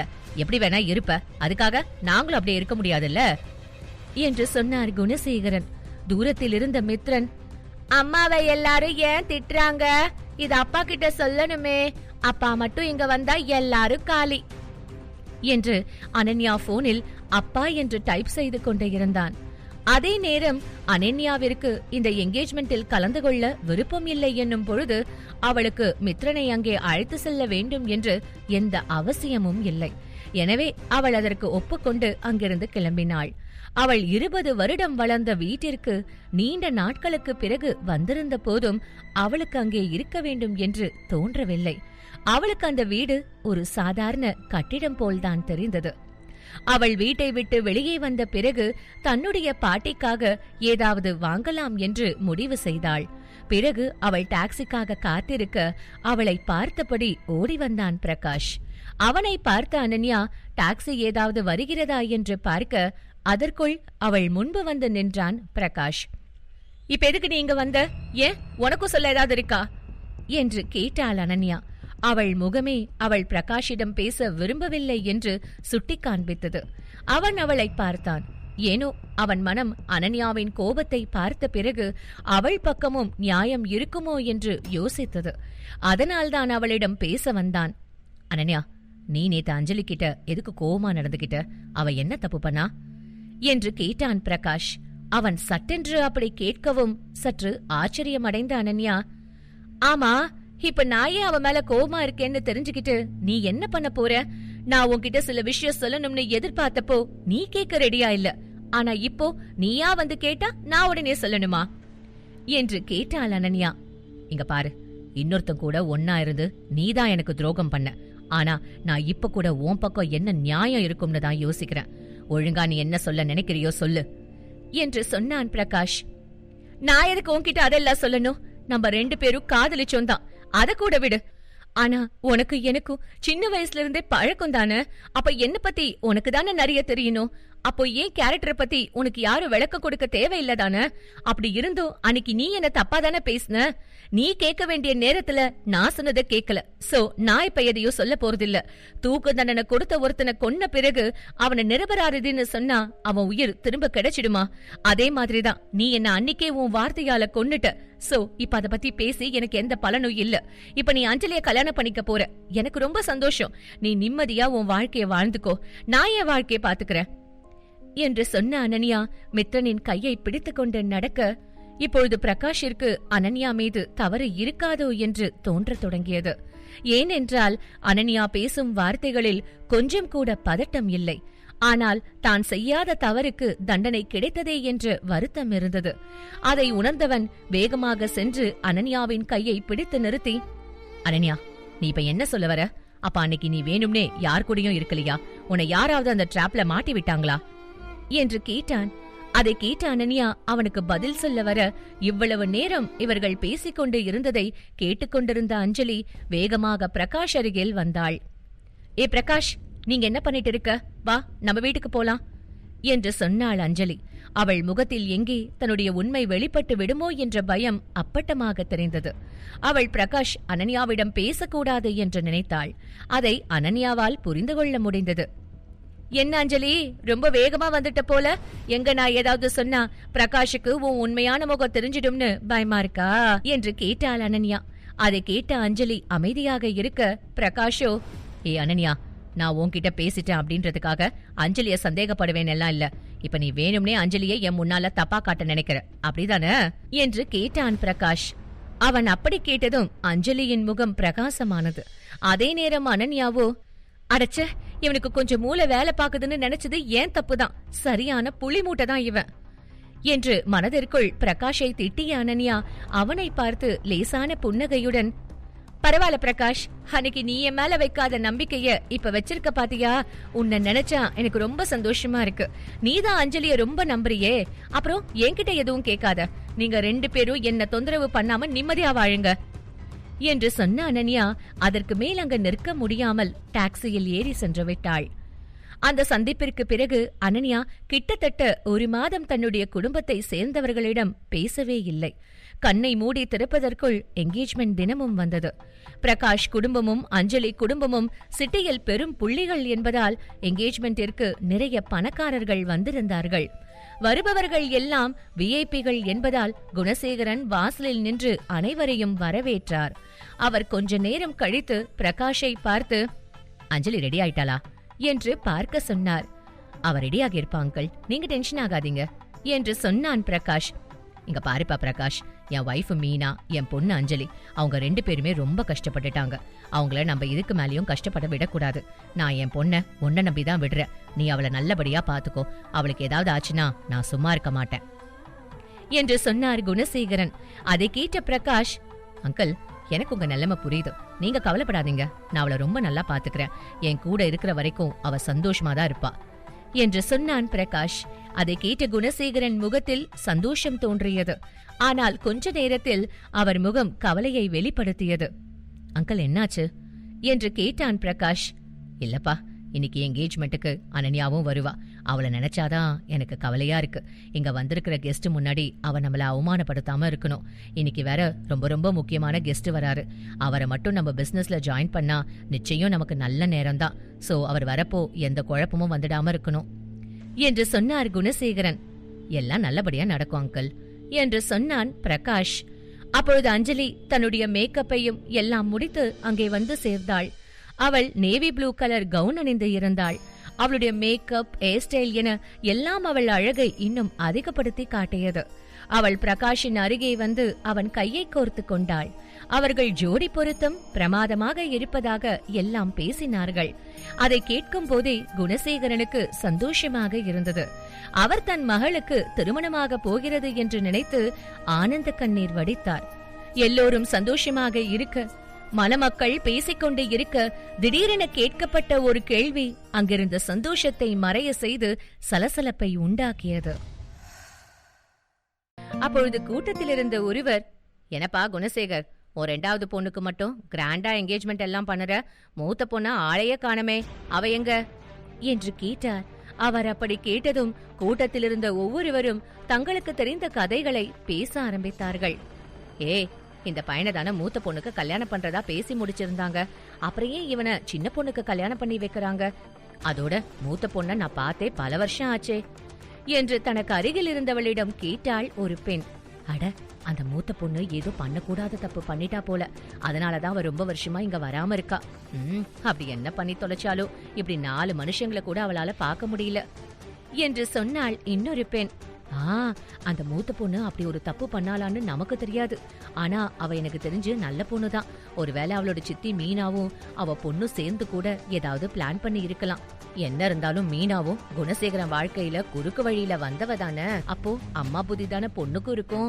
சும்மாவா சொன்னாங்க, தாய போல புள்ள நூலை போல சேலன்னு என்று சொன்னார் இன்னொரு பெண். இப்படி ஒவ்வொருவரும் ஒவ்வொன்றாக பேசத் தொடங்க அதையெல்லாம் குணசேகரன் காதிலும் விழுந்தது. அவர் முகம் கோபத்தில் கருகத் தொடங்கியது. அவரால் தன்னுடைய மகளின் என்கேஜ்மெண்ட் பார்ட்டியில் தன்னுடைய கடந்த காலத்தை பற்றி பேசுவதை ஏற்றுக்கொள்ளவே முடியவில்லை.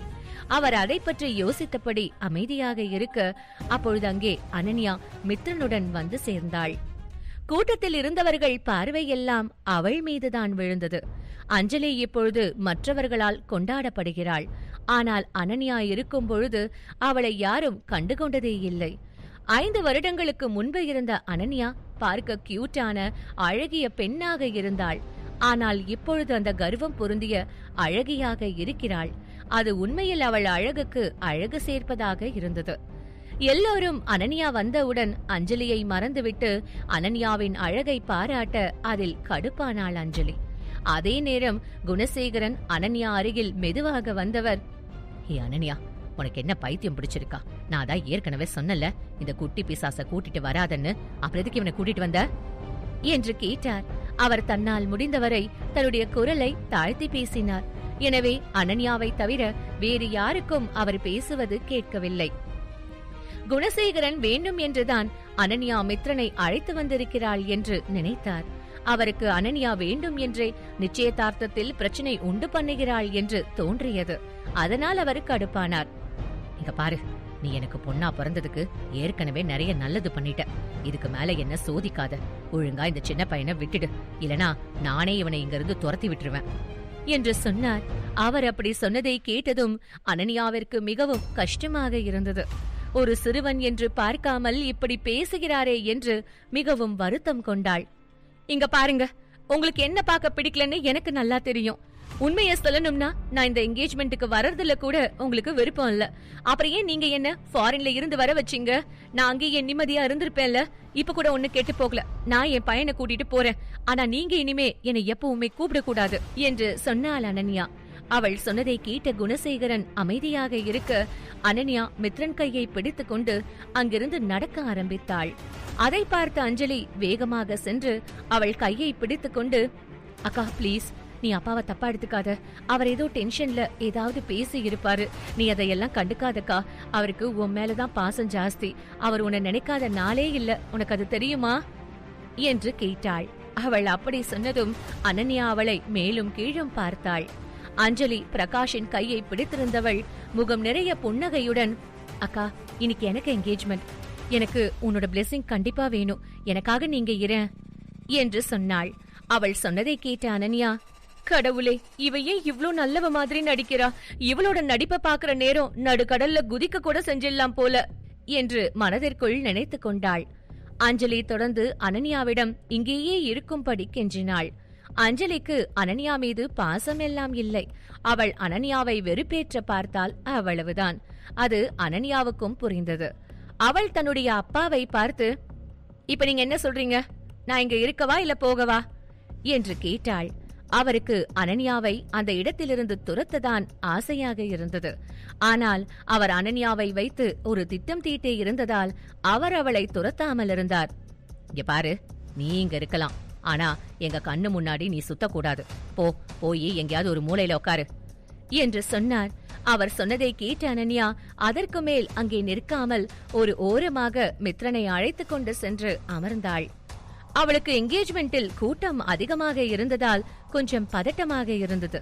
இருந்தாலும் தன்னை சமாளித்துக் கொண்டு அவள் அமர்ந்து இருந்தாள். என்னாச்சு? ஏன் எனக்கு ஏதோ தப்பா நடக்க போற மாதிரியே தோணுது. அப்பாக்கு என்ன பார்க்கவே பிடிக்கல. விட்டா எனக்கு ஒன்னே போட்டுருவாரு போல. அவ்வளோ கோபமா இருக்கிறவரு எதுக்கு என்ன இங்க வர வச்சாரு என்று யோசித்தாள். அவளுக்கு அதையெல்லாம் யோசிக்கும் பொழுது தலை வலிப்பது போல இருந்தது. அவள் முக மாற்றத்தை வைத்து ஏதோ சரியில்லை என்பதை உணர்ந்த மித்ரன், அம்மா என்னாச்சு உங்களுக்கு? ஏன் ஒரு மாதிரி இருக்கீங்க என்று கேட்டான். ஆனால் அனன்யா அவனுக்கு பதில் சொல்லவில்லை.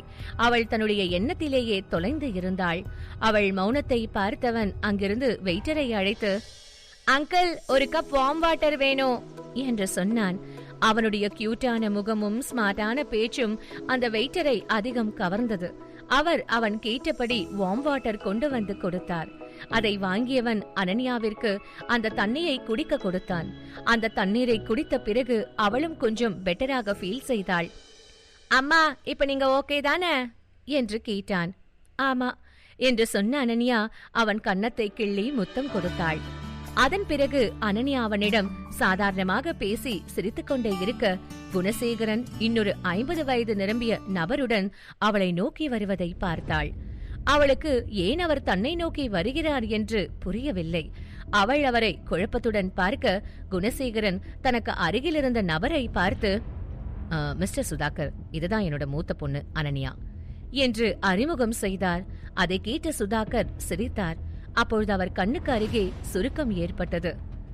மிஸ்டர் குணசேகரன், உங்க 2 பொண்ணுமே ரொம்ப அழகா இருக்காங்க, நீங்க ரொம்ப லக்கி என்று சொன்னார். அதை கேட்ட குணசேகரன், ஆமா, என் 2 பொண்ணும் அழகுதான். இப்போ சின்ன பொண்ணுக்கு ஒரு நல்ல வாழ்க்கை அமைஞ்சிடுச்சு. எனக்கு அவளை பத்தி கவலை இல்ல. என் மூத்த பொண்ணுக்கும் ஒரு நல்ல வாழ்க்கை அமையணும், அதுதான் என் ஆசை என்று ஏதோ படங்களில் வரும் முனிவர் போல பொறுமையாக பேசினார். அதை பார்த்த அனன்யா மனதிற்குள், அடடா, இந்த ஆள் எதுக்கு சம்பந்தமே இல்லாம இவ்ளோ அன்பா பேசுறான்? ஒருவேளை நமக்கு பெருசா ஏதாவது ஆப்பு வைக்க போறானா என்று யோசித்தாள். அவள் அமைதியாக அமர்ந்திருப்பதை பார்த்த குணசேகரன், அம்மாடி அனன்யா, என்ன நீ உட்கார்ந்திருக்க? வா, வந்து சுதாகர் சார் கிட்ட பேசு. இவர் மனசு வச்சா ராணி மாதிரி இருக்கலாம் என்று சொன்னார். அப்பொழுது அவர்கள் அருகில் வந்தார்கள் பிரகாஷ் மற்றும் அஞ்சலி இருவரும். இதையெல்லாம் பார்க்கும் பொழுது அனன்யாவிற்கு இந்த வயதான சுதாகருடன் தனக்கு திருமணம் செய்ய பிளான் செய்துதான் தன்னுடைய அப்பா வெளிநாட்டிலிருந்து தன்னை வர வைத்திருக்கிறார் என்று தெளிவாக புரிந்தது. அனன்யாவும் அவரும் ஒன்றாக நடந்து போனால் பார்ப்பவர்கள் அவர்கள் இருவரையும் அப்பா மகள் என்றுதான் சொல்வார்கள். அப்படிப்பட்ட ஒருவரை தனக்கு திருமணம் செய்து வைக்க பார்க்கிறாரே என்று மனதிற்குள் நினைத்து வேதனை கொண்டாள் அனன்யா. அவள் ஆரம்பத்தில் தன்னுடைய அப்பா ஊருக்கு அழைக்கிறார் என்றதும் மனதில் ஒரு ஓரத்தில் தன்னுடைய தவறை உணர்ந்து அதை திருத்திக் கொள்ள அழைக்கிறார் என்று நினைத்தாள். ஆனால் அந்த எண்ணம் எல்லாம் இப்பொழுது சுக்குநூறாக உடைந்து போய்விட்டது. அவள் அந்த யோசனையில் இருக்க, அங்கே எல்லோரின் கவனத்தை சிதறடிக்க செய்யும் வசீகரமான ஒருவன் காரில் வந்து இறங்கியதை அவள் கவனிக்கவில்லை. அந்த அழகிய இளைஞன் என்கேஜ்மெண்ட் ஹாலுக்குள் வந்ததும் எல்லோரின் கவனமும் அவன் பக்கம்தான் சென்றது. அவள் அமைதியாக இருப்பதை பார்த்த குணசேகரன், அனன்யா, நான் உன்கிட்டதான் சொன்னேன், நீ சுதாகர் கிட்ட பேசு என்று சொன்னார். மித்ரன் அனன்யாவின் காதருகில் சென்று சுதாகரை பார்த்து, அம்மா, யாருமா இந்த குண்டு தாத்தா என்று கேட்க அவளுக்கு சிரிப்பு வந்தது. மித்ரனின் வாயை கை வைத்து மறைத்து, எனக்கு இவர்கிட்ட பேச எதுவும் இல்ல, அதோட நீங்க என்ன இங்க வர சொன்னீங்க, நான் வந்தேன். இதுக்கு மேல எனக்கு இங்க பெருசா எந்த வேலையும் இல்ல, நான் கிளம்புறேன் என்று சொன்ன அனன்யா அங்கிருந்து கிளம்ப செல்ல, அவள் கையை பிடித்துக் கொண்ட அஞ்சலி, அக்கா, நீங்க இருந்து போக கூடாது. அப்பாவை நீ தப்பா நினைக்காதக்கா. அவர் உன் மேல இருக்கிற அக்கறையில தான் இதெல்லாம் பண்ணுவாரு. நீ அவர் சொல்றத கொஞ்சம் கேள, உன் லைஃப் நல்லா தானே இருக்கும் என்று சொன்னாள். அவள் சொன்னதை கேட்ட அனன்யாவிற்கு கோபமாக வந்தது. ஆனாலும் அவள் அமைதியாக இருந்தாள். அதை பார்த்த அஞ்சலி, அக்கா, அப்பா எது செஞ்சாலும் ஓ நல்லதுக்கு தான் பண்ணுவாரு. இப்ப நீ மட்டும் மிஸ்டர் சுதாகரை கல்யாணம் பண்ணா நீ ரொம்ப சந்தோஷமா இருக்கலாம். அவர் ரொம்ப பெரிய பணக்காரர். சோ உன் வாழ்க்கை ரொம்ப ஜாலியா இருக்கும் என்று சொன்னாள். ஓ, அப்படியா விஷயம்? இவரை கல்யாணம் பண்ணிக்கிட்டு அவ்வளவு சந்தோஷமா இருக்கலாம்னா நீயே இந்த ஆளை கல்யாணம் பண்ணிக்கோ, எனக்கு ஆட்சேபனையே இல்ல என்று சொன்னாள் அனன்யா. அதை கேட்ட அதிர்ச்சி அடைந்த அஞ்சலி, என்னக்கா நீ இப்படி எல்லாம் பேசுற? உனக்கு தான் தெரியும்ல நான் பிரகாஷ உயிருக்கு உயிரா நேசிக்கிறேன்னு. என்னால எப்படி இன்னொருத்தரை கல்யாணம் பண்ணிக்க முடியும் என்று கேட்டாள் அஞ்சலி. ரொம்ப நல்லவ மாதிரி நடிக்காத, நீ நினைச்சா என்ன வேணா பண்ணுவ என்று சொன்னாள் அனன்யா. அதை கேட்டதும் கோபம் கொண்ட குணசேகரன் அனன்யாவின் கன்னத்தில் அறைந்தார். அதை பார்த்த மீனாவுக்கு மகிழ்ச்சியாக இருந்தது. உனக்கெல்லாம் கொஞ்சம் கூட அறிவே இல்லையா? கல்யாணமாக போற பொண்ணை பார்த்து நீ இப்படிதான் பேசுவியா என்று கேட்டார் குணசேகரன். அதானே, என் பொண்ணு அக்கா அக்கான்னு உன் மேல உயிரா இருக்கா, ஆனாலும் நீ அவளை கஷ்டப்படுத்துற என்று சொன்னார் மீனா. யாரு இவ என் மேல உயிரை வச்சிருக்காளா? அத நான் நம்பணுமா? இங்க பாருங்க, கம்பி கட்டுற கதையெல்லாம் எனக்கு சொல்லாதீங்க. உங்க யாருக்கும் என் மேல பாசம் இல்ல, அக்கறையும் இல்ல. சோ இல்லாத ஒண்ணு இருக்குன்னு என்ன நம்ப வைக்காதீங்க என்று சொன்னாள் அனன்யா. அவர்கள் எல்லோரும் அனன்யா பேசுவதை கேட்டுக்கொண்டே இருக்க, தூரத்தில் இருந்த ஒரு உயர்ந்த மனிதன் மட்டும் அனன்யா பேசுவதை கேட்டு ஈர்க்கப்பட்டான். ஆனால் அதை யாரும் கவனிக்கவில்லை. மிஸ்டர் சுதாகர், என்ன கல்யாணம் பண்ணணும்னு நினைக்கிறீங்க இல்லையா? ரொம்ப சந்தோஷம். ஆமா, உங்களுக்கு என்ன பத்தி என்ன தெரியும்? இதோ இப்ப என் மேல அக்கறை பொங்கி வழிற மாதிரி நடிக்கிறாங்களே, இவங்க எல்லாம் உண்மையாவே என் மேல அக்கறை காமிச்சாங்கன்னு நினைக்கிறீங்களா? அதெல்லாம் கிடையாது. இப்போ கடைசியா என்ன அடிச்சு திட்டினாங்களே, அதான் நிஜம். நான் 5 வருஷமா இந்த நாட்டிலேயே இல்ல. அது ஏன்னு உங்களுக்கு தெரியுமா? இப்படி எதுவுமே தெரியாம நீங்க என்ன கல்யாணம் பண்ண நினைக்கிறீங்க? இந்த வீட்டு பொண்ண கல்யாணம் பண்ணா 4 காசு பாக்கலாம்னு ஏதாவது கற்பனை இருந்தா அது தூரமா தூக்கி போட்டுடுங்க. ஏன்னா அதெல்லாம் தேவையில்லாத கனவு. இவங்க என்ன வேலைக்காரி மாதிரி தான் நடத்துறாங்க. என்ன கல்யாணம் பண்றதால உங்களுக்கு 1 ரூபாய் கூட லாபம் இல்ல. அதே நீங்க என் தங்கச்சிய கல்யாணம் பண்ணா உங்களுக்கு எல்லா மரியாதையும் கிடைக்கும். அதோட எனக்கு ஒரு பையன் கூட இருக்கான். இது எங்க வீட்டுல இருக்கிற எல்லாருக்குமே தெரியும். என்ன மாதிரி ஏற்கனவே குழந்தை இருக்கிற பொண்ண கல்யாணம் பண்ணா உங்களை யாராவது மதிப்பாங்களா? இதெல்லாம் கொஞ்சம் யோசிச்சு முடிவு பண்ணுங்க என்று சொன்னாள் அனன்யா. அவள் யாரிடம் எதை பேச வேண்டும், மற்றவர்கள் என்ன பேசுவார்கள் என்று கொஞ்சம் கூட யோசிக்காமல் பேசினாள். அவளுக்கு இந்த உறவை முறிக்கலாம் என்ற எண்ணம் வந்த பிறகு அவள் யாரை பற்றி யோசித்து நல்லவிதமாக பேச வேண்டும். எனவே அவள் வாய்க்கு வந்ததையெல்லாம் பேசினாள். அதே நேரம் அவள் பேசியதை கேட்ட குணசேகரன் குடும்பத்தை சேர்ந்தவர்கள் அமைதியாக நின்றார்கள். அதே நேரம் அனன்யா சத்தமாக பேசியதால் மற்றவர்களுக்கும் அவள் பேசியது தெளிவாக கேட்டது. அதை கேட்டவர்கள், அச்சச்சோ, இந்த பொண்ணு பேசுறத கேட்டா இவங்க இவளை ரொம்ப கொடுமைப்படுத்தி இருப்பாங்க போல இருக்கே. இருந்தாலும் பெத்த பொண்ணை யாராவது இவ்ளோ கொடுமைப்படுத்துவாங்களா என்று ஆளாளுக்கு பேச ஆரம்பித்தார்கள். அது சுதாகர் காதிலும் விழுந்து அவரை கோபம் கொள்ள செய்தது. மிஸ்டர் குணசேகரன், என்ன நடக்குதுங்க? நீங்க உங்க பொண்ணுக்கு ஒரு குழந்தை இருக்குன்னு சொல்லவே இல்லையே, என்ன ஏமாத்த பாக்குறீங்களா என்று கேட்டார். அது நான் பொய் சொல்லல சார் என்று குணசேகரன் சமாளிக்க பார்த்தார். ஆனால் அனன்யா ஏற்கனவே உண்மையை எல்லோர் முன்பும் உடைத்த பிறகு அவருடைய சமாளிப்பு தேவையற்றதாகவே இருந்தது. அனன்யா தன்னை காப்பாற்றிக் கொள்ள தன்னையே அனைவர் முன்பும் அவமானப்படுத்த வேண்டியிருந்தது. ஆனாலும் அவளுக்கும் வேறு வழி தெரியவில்லை. இப்பொழுது மற்றவர்கள் அவளை பற்றியும் தவறாக பேச அதை கேட்டபடியே அமைதியாக நின்றாள். மிஸ்டர் சுதாகர், என் பொண்ண நான் உங்களுக்கு கல்யாணம் பண்ணி வைக்க ஆசைப்பட்டேன். ஆனா அவதான் அறிவில்லாம என்னென்னவோ வளர்றா. என் பொண்ண நீங்க கல்யாணம் பண்ணா அவ வாழ்க்கை நல்லா இருக்கும் என்று சொன்னார் குணசேகரன். யாரது ஏன் ஆளுக்கு கல்யாணம் முடிவு பண்றது என்று கணீரென ஒரு குரல் ஒலித்தது. எல்லோருடைய கவனமும் குரல் வந்த திசையை நோக்கி செல்ல, அங்கே நின்று கொண்டிருந்த சித்தார்த் அழகாக புன்னகை ஒன்றை உதிர்த்தபடி நடந்து வந்தான். அவனை பார்த்த அனன்யா ஆச்சரியம் அடைந்தாள். அடடா, இவன் என்ன எனக்கு பிரச்சனை வரும்போதெல்லாம் சரியா வந்து நிக்கிறான்? இவன் உண்மையாவே எனக்கு பிரச்சனை வரும்போது வந்து நிக்கிறானா, இல்ல இவன் தான் எனக்கு உண்மையான பிரச்சனையா? ஐயோ, ஒண்ணுமே புரியலையே என்று மனதிற்குள் நினைத்தவள் தன்னையும் மீறி அவனை கொஞ்சம் ரசித்தாள்.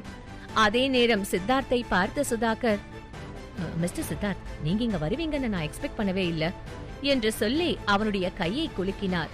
எல்லோரும் சித்தார்த் பற்றி பேச, அஞ்சலியோ, ஹே, இவன் தானே அன்னைக்கு அனன்யாவை ஏர்போர்ட்ல கூட்டிட்டு வந்தான், இவனை பார்த்து ஏன் எல்லாரும் இவ்ளோ ஷாக் ஆகுறாங்க? இவன் அவ்ளோ பெரிய ஆளா என்று கேட்டாள். அதே நேரம் குணசேகரனோ, அழடா சித்தார்த்தா, அப்படின்னா கொஞ்சம் பெரிய ஆளா இருப்பார்னு பார்த்தா இவர் பார்க்க சின்ன பையனா இருக்காரே என்று நினைத்து கொண்டார். சித்தார்த்தை எல்லோரும் பார்ப்பதை வைத்தே அவனை பெரிய ஆள் என்று உணர்ந்த அனன்யா, ஆஹா ஆழம் தெரியாம காலை விட்டுட்டோம் போலயே, லாஸ்ட் டைம் இவனை பார்க்கவே கூடாதுன்னு நினைச்சேன், ஆனா இவ்ளோ சீக்கிரம் பார்த்துட்டேன், இந்த விதி ஏன் எங்களை இப்படி அடிக்கடி மீட் பண்ண வைக்குது என்று மனதிற்குள் நினைத்து கொண்டாள். அதே நேரம் சித்தார்த், இவளை திரும்ப மீட் பண்ணுவேன்னு நினைச்சேன், ஆனா இவ்ளோ சீக்கிரம் மீட் பண்ணுவேன்னு நினைக்கலையே என்று நினைத்தான். இப்படி இருவரும் மனதிற்குள் நினைத்து அமைதியாக இருக்க, மித்ரனோ தன்னுடைய அப்பாவை பார்த்த மகிழ்ச்சியில் அப்பா என்று ஓடி வந்து அணைத்துக் கொண்டான். மித்ரன் சித்தார்த்தை அப்பா என்று அழைத்ததும் அனைவரும் அதிர்ச்சி அடைந்தார்கள். மித்திரன் சித்தார்த்தை பார்த்து அப்பா என்று அழைத்ததும் அனைவரும் ஆச்சரியம் அடைந்தார்கள். அவர்களால் நம்பவே முடியவில்லை. இந்த சிறுவனுடைய அப்பா ஏசியா மற்றும் ஐரோப்பா அளவில் மிகப்பெரிய பணக்காரனாக இருக்கும் சித்தார்த் என்று. அதே நேரம் அனன்யாவிற்கு அவனை எப்படியெல்லாம் திட்டி பேசினோம் என்பதுதான் மனதுக்குள் ஓடிக்கொண்டே இருந்தது. அப்பொழுது குணசேகரன் அனன்யா அருகில் வந்தவர், அனன்யா, உன் குழந்தையோட அப்பா சித்தார்த் அபிமன்யுவா என்று கேட்டார். அவர் அப்படி கேட்டதும் அனன்யாவுக்கு என்ன பதில் சொல்லவென்று தெரியவில்லை. அவள் சித்தார்த்தை அமைதியாக பார்த்தாள். அதே நேரம் சித்தார்த் மித்ரனை கையில் தூக்கியவன் அனன்யாவை பார்த்து, நான் தான் உன்கிட்ட சொன்னல எனக்காக வெயிட் பண்ணுன்னு, அப்புறம் ஏன் தனியா வந்த என்று கேட்டவன் அவள் கன்னத்தை மெல்ல வருடி கொடுத்தான். அவனுடைய விரல் பட்டதும் அவள் தேகம் ஷாக் அடித்தது போல இருந்தது. அவள் முகம் வெட்கத்தில் தானாக சிவந்தது. அவளால் ஒரு வார்த்தை கூட பேச முடியவில்லை. அதே நேரம் சுதாகரை பார்த்த சித்தார்த் அவனை முறைக்க, சாரி சார், இவங்க உங்களோட வைஃப்னு தெரியாது, நான் தெரியாம இங்க வந்துட்டேன், சாரி சார், என் பிசினஸ் எதுவும் பண்ணிடாதீங்க என்று சொல்லிவிட்டு அங்கிருந்து வேகமாக வெளியேறிவிட்டார். அதை பார்த்த குணசேகரன் அதிர்ச்சி அடைந்தார். அதே நேரம் அவள் மனதுக்குள் அனன்யாவை திட்டிக் கொண்டே இருந்தார். ஏன் என்றால் குணசேகரன் சித்தார்த்துடன் பிசினஸ் செய்ய நீண்ட நாட்களாக முயற்சி செய்து கொண்டிருக்கிறார். ஆனால் அனன்யா அவனுடன் நெருக்கமான உறவிலிருந்தும் அதை பற்றி ஒரு வார்த்தை கூட அவரிடம் சொல்லவில்லை. அதை நினைக்கும் பொழுதே அவருக்கு டென்ஷன் எகிரியது. அவர் கொஞ்ச நேரம் ஏதோ யோசனை செய்துவிட்டு சித்தார்த்திடம் பேசலாம் என்று போக, அவரை கண்டு கொள்ளாத சித்தார்த் அனன்யாவின் தோளில் கை போட்டு, டார்லிங், நீயே இங்க நிக்கிற, என் கூட வா போலாம் என்று சொல்லி அவளை வேறு ஒரு இருக்கைக்கு அழைத்து சென்றான். அனன்யா யாரும் தங்களை கவனிக்காத வண்ணம் அவனை விட்டு விலகியவள், நீங்க தான் அன்னைக்கு சொன்னீங்க யாருக்கோ ஹெல்ப் பண்ண மாட்டீங்கன்னு, அப்புறம் எனக்கு எதுக்கு இன்னைக்கு ஹெல்ப் பண்ணீங்க என்று கேட்டாள். நான் ஒன்னும் உனக்கு ஹெல்ப் பண்ணியே ஆகணும்னு ஹெல்ப் பண்ணல, அதோட என்று நிறுத்தியவன் வேண்டும் என்றே அவள் அருகே வந்து, ஹெல்ப் பண்றவங்களையே கேள்வி கேட்கிற உனக்கு எல்லாம் யாராவது ஹெல்ப் பண்ணுவாங்களா? ஆமா, நீதான் ஹெல்ப் பண்ணா அதுக்கு பணம் தருவியே, இப்போ எனக்கு எவ்வளவு தரப்போற என்று கேட்டான். அவன் வேண்டுமென்றே மிகவும் அருகில் இருந்தான். அவன் மூச்சு காற்று அனன்யாவின் காதில் பட்டது.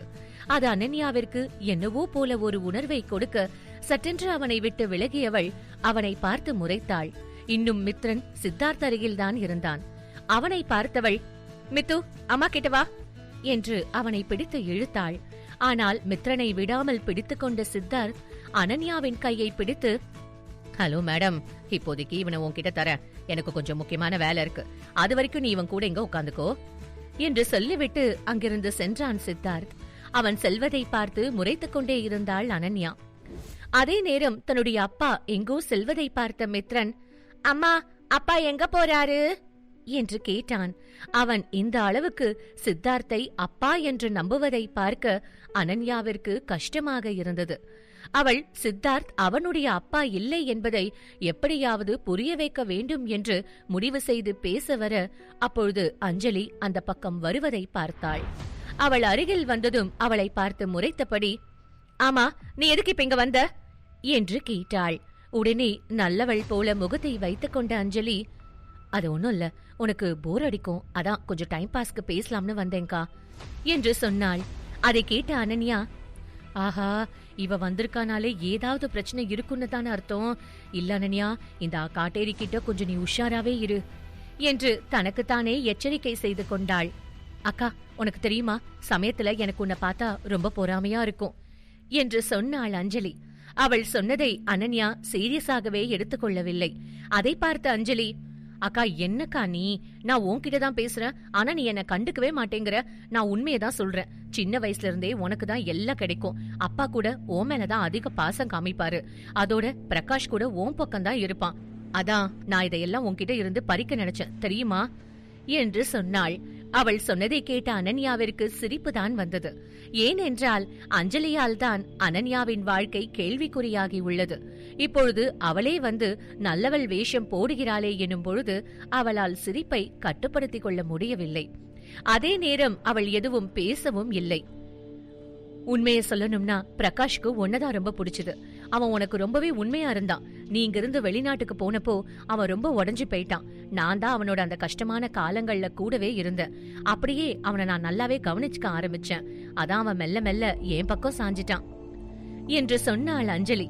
அதை கேட்ட அனன்யாவிற்கு கடுப்பாக இருந்தது. போது நிறுத்து, இப்ப எதுக்கு நீ இதெல்லாம் என்கிட்ட சொல்லிட்டு இருக்க என்று கேட்டாள். அதை கேட்ட அஞ்சலிக்கு மகிழ்ச்சியாக இருந்தது.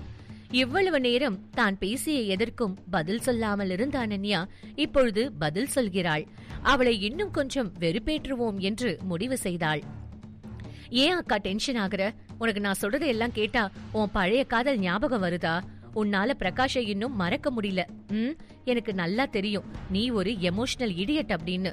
நீ பார்க்கதான் ஸ்ட்ராங், ஆனா உன்னை ஈஸியா ஏமாத்தலாம். அப்படி மட்டும் இல்லனா 5 வருஷத்துக்கு முன்னாடி நான் விரிச்ச வலையில நீ வந்து மாட்டிருப்பியா? எப்பவும் உனக்கு எல்லாம் பெஸ்டா கிடைக்குது அப்படின்றதுக்காக அது உனக்கு நிலைக்கணும்னு இல்லக்கா. எனக்கு தெரிஞ்சு உன் பாஸ்ட் பத்தி தெரியாம தான் மிஸ்டர் சித்தார்த் உன் கூட இருக்காருன்னு நினைக்கிறேன். அது மட்டும் தெரிஞ்சா அவர் நிச்சயம் உன்னை திரும்பி கூட பார்க்க மாட்டாரு. அப்புறம் கோபுரத்துல இருக்கிற நீ மறுபடியும் குப்பைக்கு தான் வருவ. என்ன நான் சொல்றது சரிதானே என்று கேட்டாள் அஞ்சலி. அதை கேட்ட அனன்யா அஞ்சலியை பார்க்க அவளும் தான் ஏதோ பெரிதாக சாதித்தது போல ஸ்டைலாக வைனை எடுத்து குடித்தபடி, என்னக்கா சித்தார்த் சாருக்கு உண்மை தெரிஞ்சிடும்னு பயமா இருக்கா? சரி அத கூட விடு, பாஸ்ட் எல்லாம் பத்தி கவலை இல்லன்னு அவரு சொல்றாருன்னு வச்சுப்போம். ஆனா இப்ப வரைக்கும் நீ ஏன் பிரகாஷ லவ் பண்றேன்னு அவருக்கு தெரிஞ்சா அவர் என்ன மாதிரி ரியாக்ட் பண்ணுவாரு என்று கேட்டாள். அதை கேட்ட அனன்யா எதற்காக இவள் சம்பந்தமே இல்லாமல் பேசுகிறாள் என்பதை புரிந்து கொள்ள முயற்சி செய்ய, அதற்குள் சட்டென்று கீழே விழுந்த அஞ்சலி முகத்தை பாவமாக வைத்துக் கொண்டு, அக்கா ஏங்க அப்படி பண்ற? உனக்குதான் அவ்வளவு பெரிய பணக்காரர் கூட ரிலேஷன்ஷிப் இருக்குல்ல, இப்பவும் நீ ஏன் என் பிரகாஷ் மேல ஆசைப்படுற? இதெல்லாம் தப்புக்கா என்று சொன்னாள். அவள் வேண்டும் என்றே சத்தமாக பேசினாள். எனவே எல்லோருக்கும் அவள் பேசியது கேட்டது. அவள் தரையில் விழுந்து கிடப்பதை பார்த்து பாவப்பட்டவர்கள் வேறு எதையும் யோசிக்காமல் அனன்யாதான் எல்லா தவறும் செய்து இருப்பாள் என்று பேச ஆரம்பித்தார்கள். அக்கா உனக்கு எல்லாம் மனசாட்சியே இல்லல்ல. நீ ஏற்கனவே ஒரு முறை பிரகாஷ சீட் பண்ணதாலதான் அவர் அவ்வளோ கஷ்டத்தை அனுபவிச்சாரு. இப்போ நாங்க அதை எல்லாத்தையும் தாண்டி வந்து புதுசா ஒரு வாழ்க்கைய வாழலாம்னு பார்த்தா நீ ஏன் அக்கா அதை கெடுக்க பாக்குற? உனக்கு நாங்க அப்படி என்ன கெட்டது பண்ணோம் என்று கேட்டாள். அவள் சொன்னதிலேயே ஏற்கனவே அனன்யா சீட் செய்ததால் தான் பிரகாஷ் மற்றும் அனன்யா பிரிந்தார்கள் என்று அனைவருக்கும் புரிந்துவிட்டது. எல்லோரும் இப்பொழுது அனன்யாவை திட்ட ஆரம்பித்தார்கள். அப்பொழுது கூட்டத்தை பார்த்து வந்த பிரகாஷ் அஞ்சலி கீழே விழுந்து கிடப்பதை பார்த்ததும் வேகமாக அவள் அருகில் வந்தவன், அஞ்சலி என்னாச்சு உனக்கு என்று கேட்டான். உடனே அஞ்சலி அனன்யாவை பார்த்தாள். ஏய் உனக்கு கொஞ்சம் கூட மனசாட்சி இல்லையா?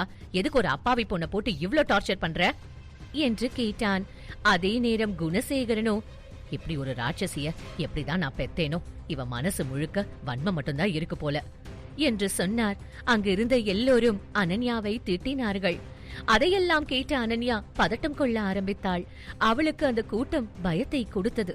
அதே நேரம் மித்ரன் தன்னுடைய அம்மா கஷ்டப்படுவதை தாங்க முடியாதவன், ஏ கெட்ட சித்தி, என் அம்மா உங்களை தொடவே இல்ல, நீ ஏன் நடிக்கிறீங்க என்று கேட்டான். அனன்யாவிற்கு மித்ரனை தன்னுடைய பக்கம் இழுத்துக்கொள்ள வேண்டும் போல இருந்தது. ஆனால் என்ன செய்ய, அவளால் அது முடியவில்லை.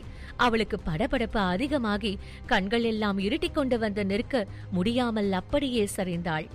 ஆனால் அவள் தரையில் விழுவதற்கு பதிலாக ஒரு கதகதப்பான கரங்களில் விழுந்தாள். சித்தார்த் அனன்யாவை இறுக்கமாக பிடித்திருந்தவன் அஞ்சலியை முறைத்தான். அவன் முறைப்பதை பார்த்தவுடன் அஞ்சலிக்கு பயமாக வந்தது.